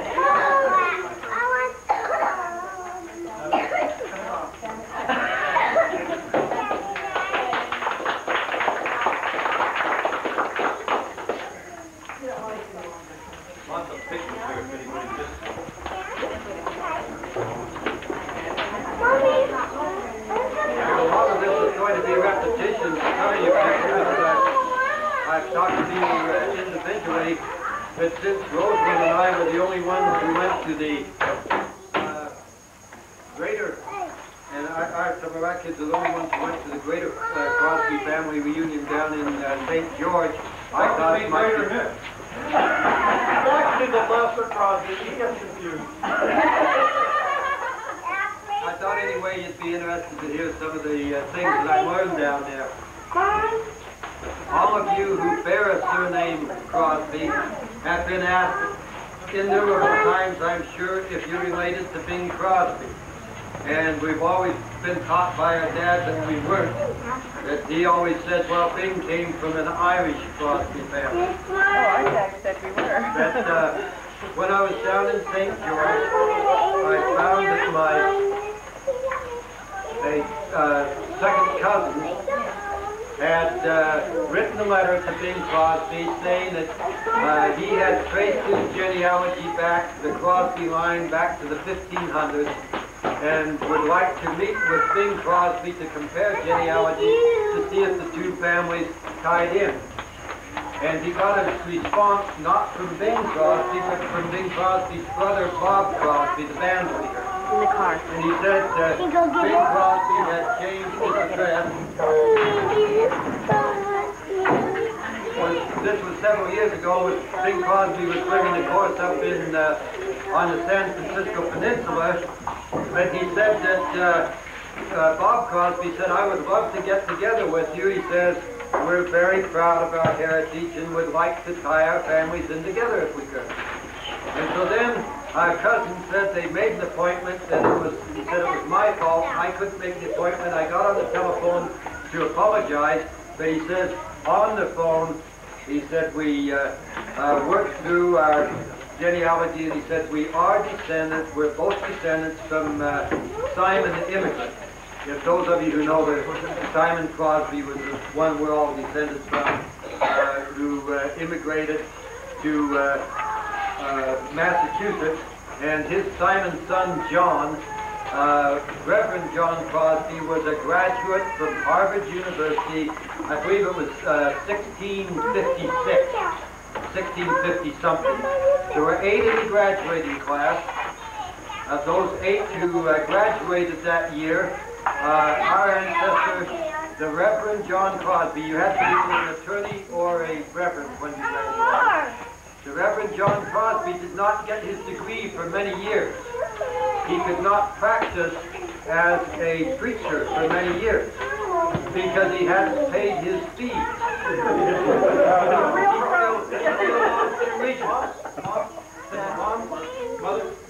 Mom, Nadine Crosby, you move right in front of the camera. I wanted to be. No, I thought this was very interesting to find out that we are related to Bing Crosby, and he has promised me that he will get that together, and I'll show you how we tie in. Oh, well, most of you know the story. Most of you have the book, I think, as well. While he was a reverend, he also ran a little store on the side, and eventually the store became more successful than the preaching, I guess, although he was a very successful preacher, wrote 3 books on theology, but he also ran a grog shop on the side, so he was a free spirit. Anyway, then another thing that I learned down there, they told us a lot about George Henry Crosby, and I'm not sure if all of you know this story, that George Henry Crosby, that's my great-grandfather. It would be George calls himself George H. Crosby III. It's the same generation, that's the third generation. Some of you will be, that will be your great-great-grandfather, and some of you, that will be your great-great-great-grandfather.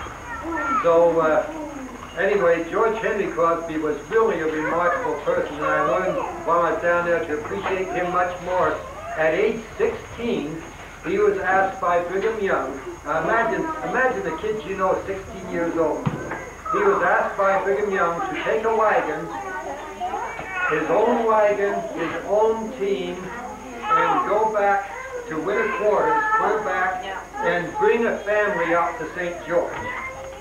He did this at age 16. It was about a 5-month trip out and back. At age 18, he was called again to do this, to take a team, go back, bring a family, and bring them back to St. George. You realize, I guess that must be, what, 3,500 miles round trip. Both times he did it so well. He had such a reputation for efficiency and organization, and also he was a great big bruiser. He was about 6'4", 6'6", which was a giant in those days. At age 20, down in Washington County, they elected him sheriff. Now, he did not assume office until he became 21. But at age 21, he assumed office, and immediately they put him to work handling the cattle rustlers in there. St. George was furnishing supplies to the mining camps over in Arizona. There were cattle rustlers in the area. And they sent him next over to Hebron. Brigham Young sent him over to Hebron, where they called him as bishop at age 22. So here he was sheriff and bishop and supporting a wife and children all that.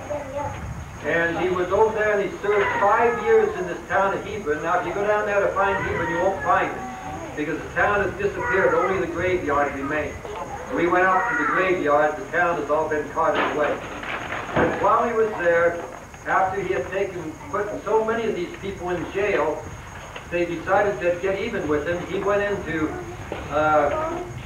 St. George, and while he was gone, the rustlers came in and burned his house to the ground. Brigham Young became concerned about his safety. He had so many enemies by this time. At age 27, he said, well, we'll use you as a bishop in another town. And they moved him to another town. He served in 5 different towns as bishop for a total of 27 years. Really a remarkable person. And they told us this much of the stories when the family historian down there stood up and said, just like Karen yesterday, she said, I object. She said, all we've heard about is this great, wonderful George Henry Crosby. She said it was Sarah Anna Brown who was standing beside him, running the ranch, doing everything else so he could be the great public figure that he was.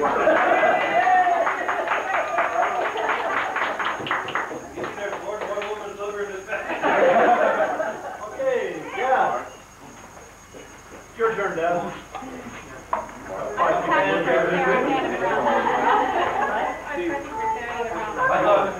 Dad, you gotta come out here because the camera's I mean, George, we've seen the backside of you now. Come on out. The camera's over there. Get up front. up front here.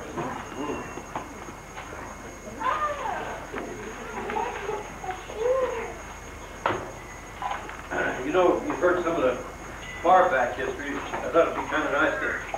And we were talking for quite a while about one of the 5 kids' grandfathers, Orson Hyde, who was a real character. And perhaps all of you haven't heard those stories, so I'll recite 1 or 2 of them. But he was, to my surprise, when I went to the funeral for him, Joe and I were both in the Navy at the time, we went to the funeral. We found for the first time that he was a graduate of an academy. It's kind of equivalent to what a junior college is. In those days, an academy, with 2 years in an academy, would give you a real good education, because it only took 1 year at an academy to teach the best schools in the country. many of the schools were taught by people who finished high school. And in fact, when we were in Basin, most of our teachers had gone through 1 or 2 years of a teaching academy in order to teach school. So he was well educated for his time, but whenever we'd ask him the story, did you go through college because one of our other grandfathers had gone to Michigan? Why, he would say, yeah, I went through the front door and they threw me out the back. And so we didn't really learn for sure until we went to the funeral that he had gone through the academy. Not only that, but to our surprise, because he was kind of a short guy, he was a basketball star while he was there. Now, we knew he was strong, he was always real athletic and so forth, but that just didn't ever cross our mind.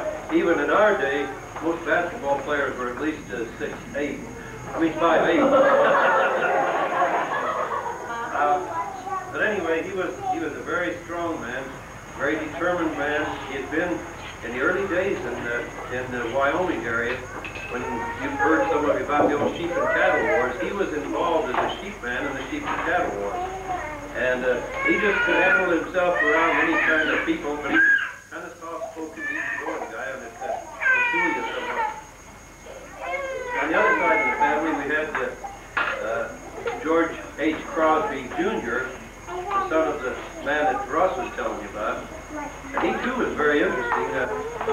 He wanted to go to law school, but that cost money. So in order to earn himself enough money to go through law school, he did 2 things. He drove stagecoach, and he also, he wasn't a member. Some people thought he was a member of the Pony Express. He wasn't. The Pony Express was a specific line that followed more or less where the UP is now. He didn't work for them. He worked for another outfit that delivered mail, but it was very similar to the Pony Express, but it was not the Pony Express. So, but this is how he earned cash to go back to Michigan to go to law school. And he went back just as our father went back to school after he had a family. I can remember when Kent Crosby was in law school. By Kent Crosby, my father can remember when his father, George Crosby, was in law school in Michigan. And many stories came from this because this was still wild territory, this Arizona territory, so it was the time that George Crosby was earning the money to go to law school. One of the things that one of the stories he told that always tickled us kids, you could never find a pair of pants that he owned that didn't have matches in the right-hand pant pocket. Now, why, for a guy who didn't smoke, was he carrying matches? When he was riding in this, I'll call it Pony Express for lack of a better word, carrying mail, he got caught in a blizzard one time, and it was a real rough deal. But anyway, when he rode into a particular stop, his pants were just soaked, and he was just real cold and shivering. So he traded pants with a guy who wasn't going out, and just took his pants and rode on out. Well, he ran into some Indian trouble and was pushed off the way a little bit. He got out there and he got caught in a real blizzard, and he couldn't get a fire started. He finally, he thought he was going to freeze to death, and he didn't dare even travel any further because of the Indian problems. Reached in his pocket of these pants that he had borrowed, and there were matches in the right-hand pant pocket. He was able to start a fire that kept him from freezing to death, and kept him out there long enough to avoid the Indians who had been in his way. So from that day onward until the day he died, he always had matches in his right hand pant pocket. That's a little thing that you may never hear about, but it's kind of interesting, I think, with him. But our father, Kent Crosby, was back there, and at that time, the University of Michigan had engineers. What do you call it? What? Archways. And if anybody but an engineering school member were to walk through that, it would bring down the wrath of the entire engineering department. And that was taboo, you know. Well, our dad, who was just a little kid at the time, wandered through the archway, and some of the guys got hold of him real fast because they said, "Hey, your dad's in the law school. What are you doing going through the engineer's arch?" And Dad convinced him, "I don't want to be an attorney. I want to be an engineer." Trained engineer. He didn't know. So it took a couple of generations to finally bring that through, and we wind up with the engineers in Joe's family. But Dad, of course, wound up being an attorney, so he fooled the engineers. I think that's enough tonight.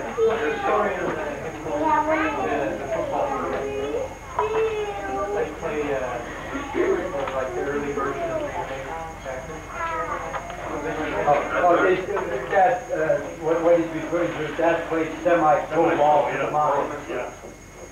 Well, my first memory of Dad. Yeah, tell your story of when Dad was refereeing over in Idaho. I'm not sure about the one in Idaho, but we were in Green River one time. This is one of my first memories of Dad. Dad had played real good football. He was an outstanding football player. So he refereed after he got out of school. So he was refereeing a game between Evanston and Green River. He was from Evanston, and we were playing a game in Green River. And Green River lost, and the whole deal was kill the referee. My first memory, and this is a real early memory, was the police in Green River escorted our family to the car. You better get out of town fast. So that was it. We've had, I think, an interesting family. I look at other people and think, my gosh, looks exciting for happening there. But when you look at it, I'll have to admit, many of the townspeople probably thought, like the old gal in Basin. I'll leave with Joe to tell that story. But some people didn't always consider us the cream of the crop social.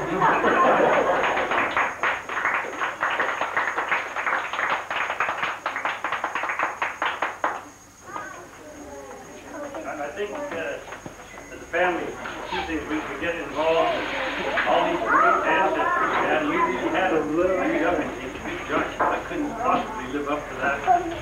But there are other aspects of our family. Before we start, how do you turn this on to your side? You get it on your own. All right. Push this. Oh, that's the power button. All right, and then let's play right here. Okay, we had a few Gallagher's in the family, but we also had some different aspects of it, and both Kent and I can refer to the Crosby family in Peru. It seems in the 1840s, part of this Crosby family had settled in the Boston area and gone into banking, and in the 1840s they were beginning to build railroads all over the world, and the copper mines had been discovered in Peru. They thought they'd build railroads in there and recover that very high-grade copper. And so some Americans went down there to work on it, and they needed people who knew railroad financing and financing in general. And some of the Crosbys went from Boston down to Peru. By the time I arrived in Peru in the early 1950s and met Consuelo, the Crosbys had taken over the banking business in Peru and were leading in Colorado, the Rockefellers of Peru. They're the wealthiest family in Peru. But one Crosby came down and married Peruvians, and now if you meet a Crosby in Peru, he's about this high and quite dark and wealthier than his. Well, dude, I married Consuelo, or asked Consuelo to marry me, and the announcement went out that Joe Crosby was marrying Consuelo Vargas, and she had innumerable friends who would say, Consuelo, how could you be so lucky to be marrying such a wealthy man? I had to write a bum check to get home one night. But we survived. I think that is an interesting aspect. They're the same family. They're the same stock. You just got a branch that went that way somewhere. Some of them married better than others. Yeah. But getting back to the not so good portion of the family, I had told my wife, you know, from the time I was raised up in Wyoming, and of course coming from Peru, she envisioned everybody in Wyoming is out on a horse, 6 guns on both sides and things. So finally here several years ago, we decided we really ought to go up and show both Consuelo and the kids where I was born and raised and all. So we rented a motorhome and we drove up to California, came through Utah, and came up here to Heber and stayed in the motorhome, and then drove up into Wyoming. And we got up in the basin. And I said, here's where I really spent most of my youth, you know, right here in this little town. So let's go out and tour around.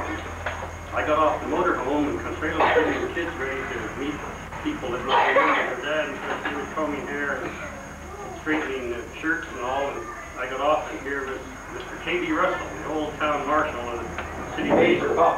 Yeah, the cop, yeah. He was there, and I looked at him and said, my gosh, I didn't know he was back in Basin there. I said, Mr. Russell, I said, you remember me? He said, Joe Crosby. He said, how are you? Well, I hadn't been in that town for 30 years. So I said, gee, you know, that's great. So we talked for a moment. And Consuelo came off the motorhome with all the kids and I said to her, Consuelo, this is Mr. Russell who was the town marshal when I was a kid here. And would you believe when I got off the motorhome, he knew who I was? And Consuelo said, do you remember Joe? Hell yes, I used to chase him all over town.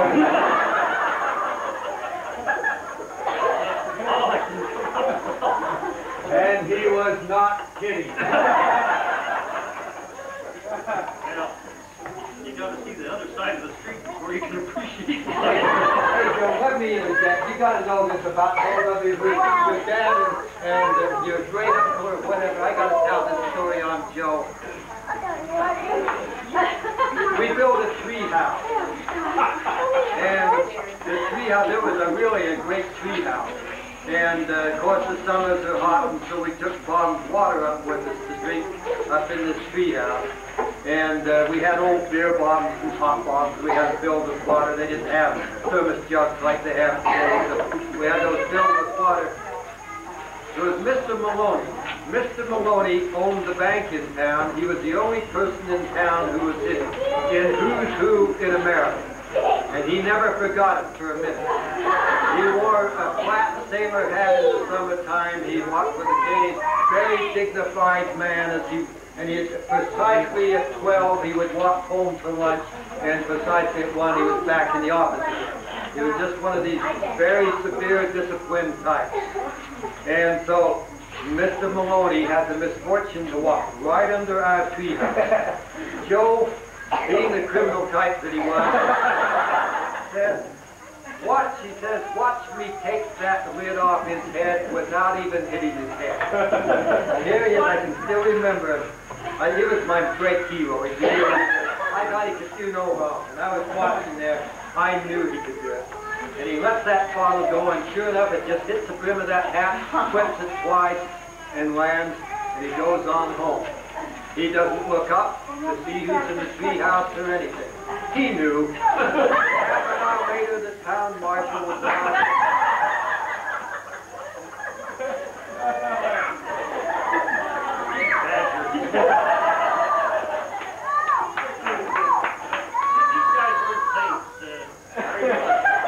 One 4th of July, I forgot who else was involved. It wasn't just the three of us. Somebody decided fireworks were legal and mandatory up there on the 4th of July. And we could get some fairly sizable ones. I think it got up to about a quarter stick of dynamite size. That wasn't good enough, and we decided we should make a can.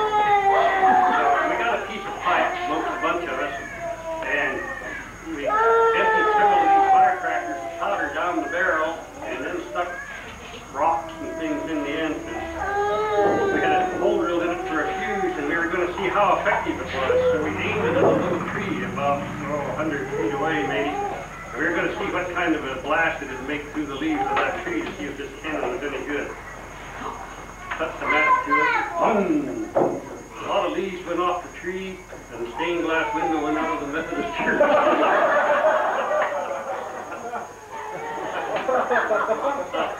When your father's grandfather's trying to lay down a little discipline, just remind them they were the same.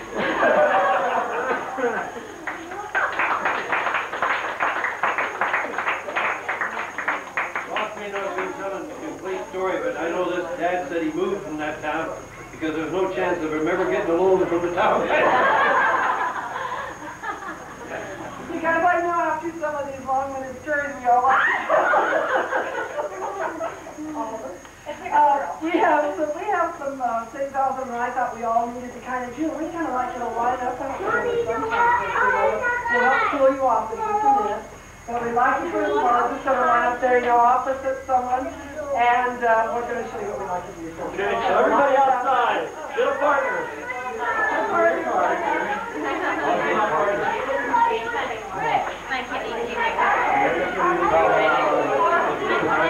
I stopped right no. Well, no, I don't want to do that. Not you leave it here. One opposite. One on one side, Okay, what we're going to do for you is the object is to see how long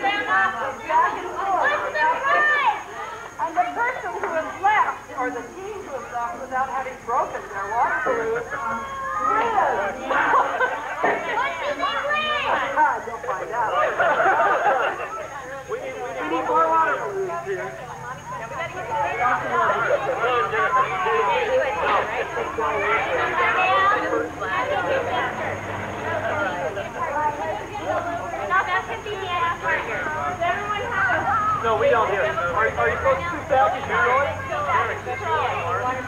Get one for Mark. You got a partner? You got a partner? Yeah, we're going down. You go partner there.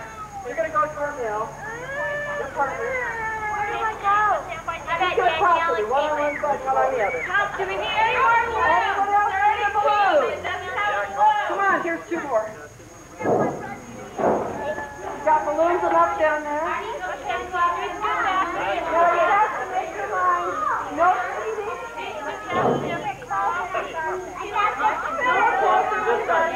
I think this line will keep moving back. You guys stay where you are. You get the straight This line. line, this straight line, you gotta stay here. They'll keep moving back. Okay, you guys all move back. You're even with that pole, We need two. that pole, and the farthest car. Okay, Jennifer, that pole in the front of this car is where this line You got to move goes. up a little. All right? You got them in there.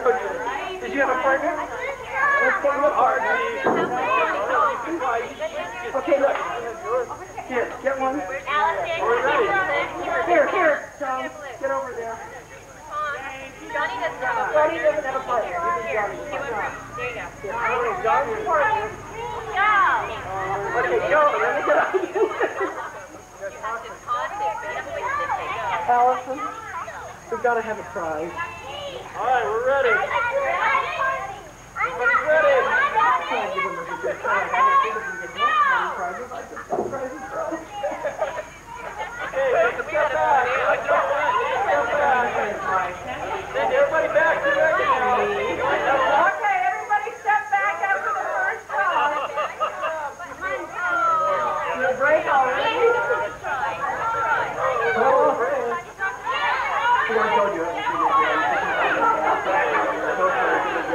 How you know how to touch this thing? Where's your partner?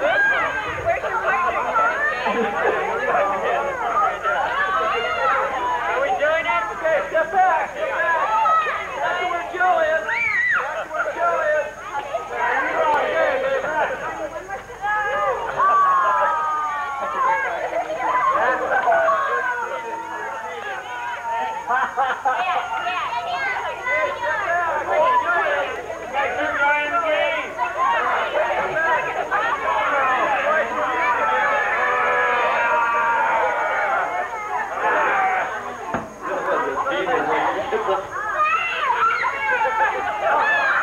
Will you be good? Will you be good? I took away from her mama. Her mama wants to play the music of it.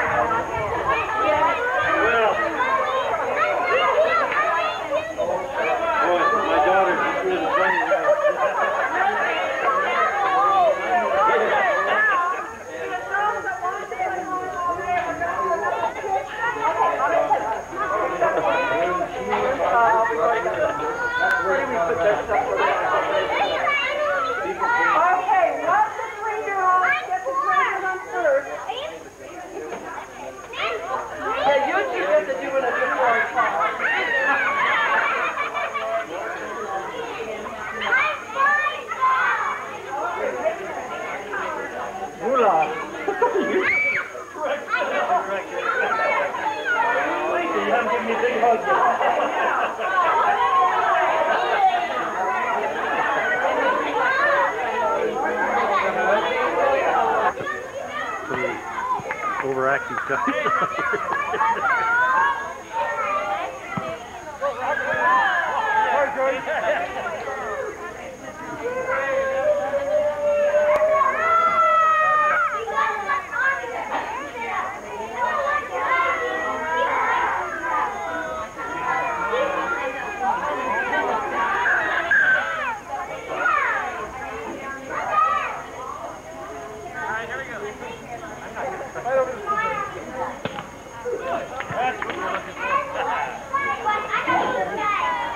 Oh,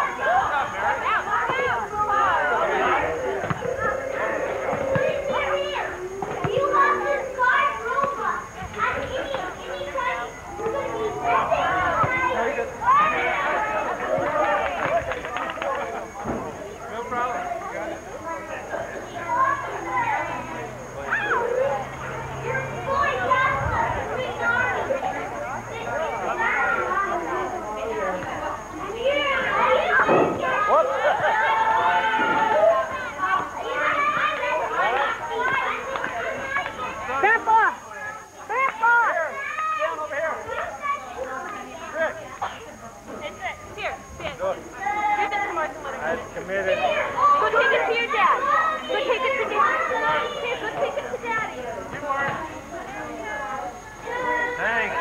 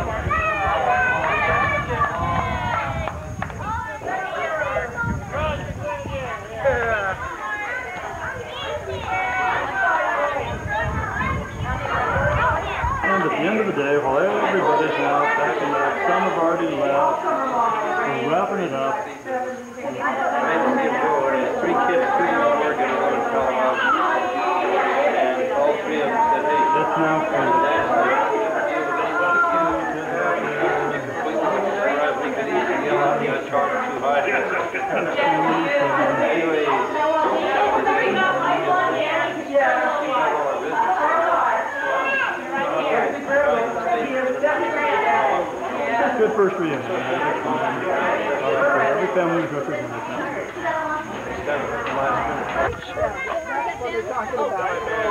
Where you gonna go sit? Could you say goodbye to everyone and say goodbye to them? Well, we're now wrapping it up here, and everybody's starting to leave. So that's what we're doing now. People are leaving and saying goodbye. Is that whose watch it was?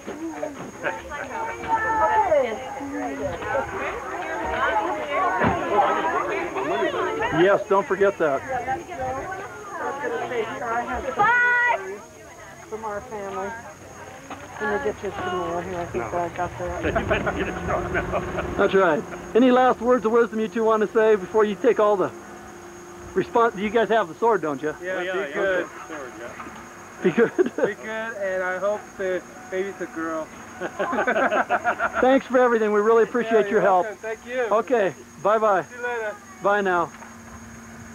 There's Kim, and there's Mary and Rick leaving there. They're on the way back to Kansas.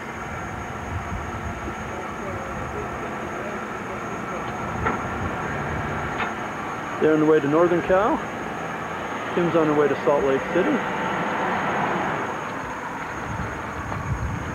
And as they fade off into the sunset,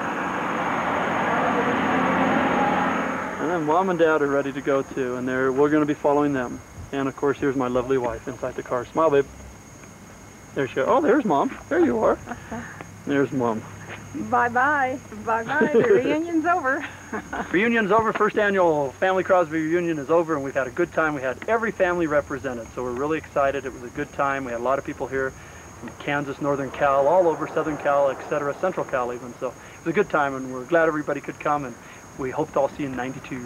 And Ross said he was so proud of Kent for organizing it like he did. He even insulted me, said I should have been a general in the Army. Okay. Bye-bye. Bye-bye. July 26th, Tuesday night. And this is where Mom and Dad are staying for the night, along with, who's this? George and Kristen. And this is the motel room they're staying in. And it has 2 bedrooms. And here's one. And it's got one. And here's the other one.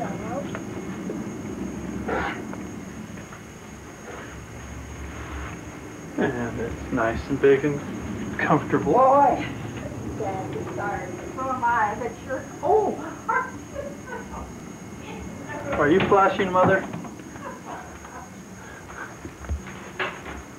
And that's their apartment, and Lisa's and mine just across the way. It's not as big, not as cool. It's cooler. There's our cars. And here's our apartment. There's, of course, the beautiful woman, Lisa. Yeah, everything we need. And here's our, that is our cooling system, which, trust me, is not real cool right now.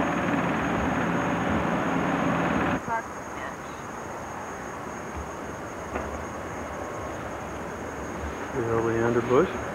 And here's Dad loading up. George stayed last night. And there's Kristen. And show us that. There you go. Let's see that first. All right. It's an actual working clock. Huh.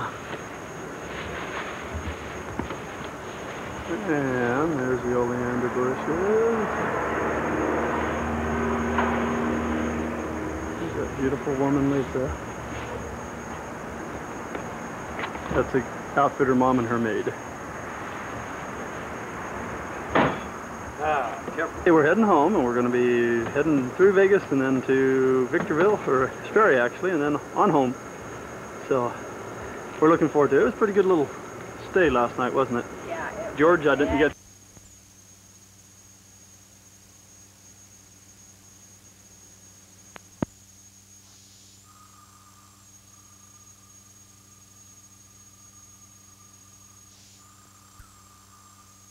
Pick up the phone now, not tomorrow or the next day, but now. Call the Fountainhead Treatment Program at 688-8140 or 222-2675.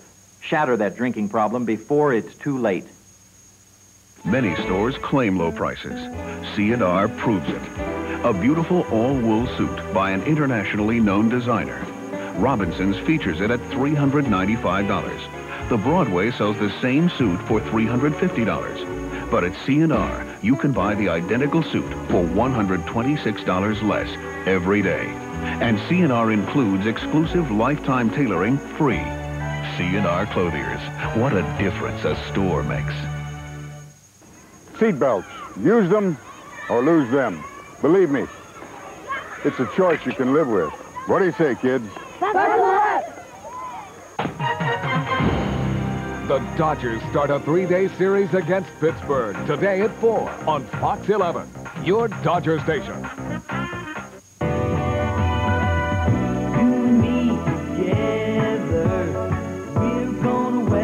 The odds and win, lovers they can't divide, making it side by side. Oh, love is fun.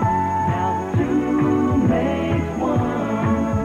We can laugh and cry. Love's a crazy ride when we're side by side. Talk to you about what to do if you've been injured in an accident that wasn't your fault.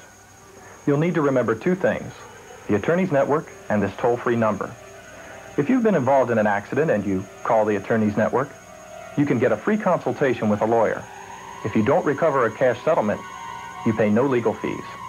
Don't let an insurance company talk you out of anything before you know what your legal rights are. Call the Attorneys Network right now. Don't monkey around without auto insurance. Call FGS. We'll help you to get insured today with a low down payment and low monthly payments. Call FGS right now for a quote. Here are 2 refreshing reasons why you should have Arrowhead Mountain Spring water delivered to your home. We'll give you your first 2 bottles of delicious Arrowhead water free if you call 1-800-759-7002 right now.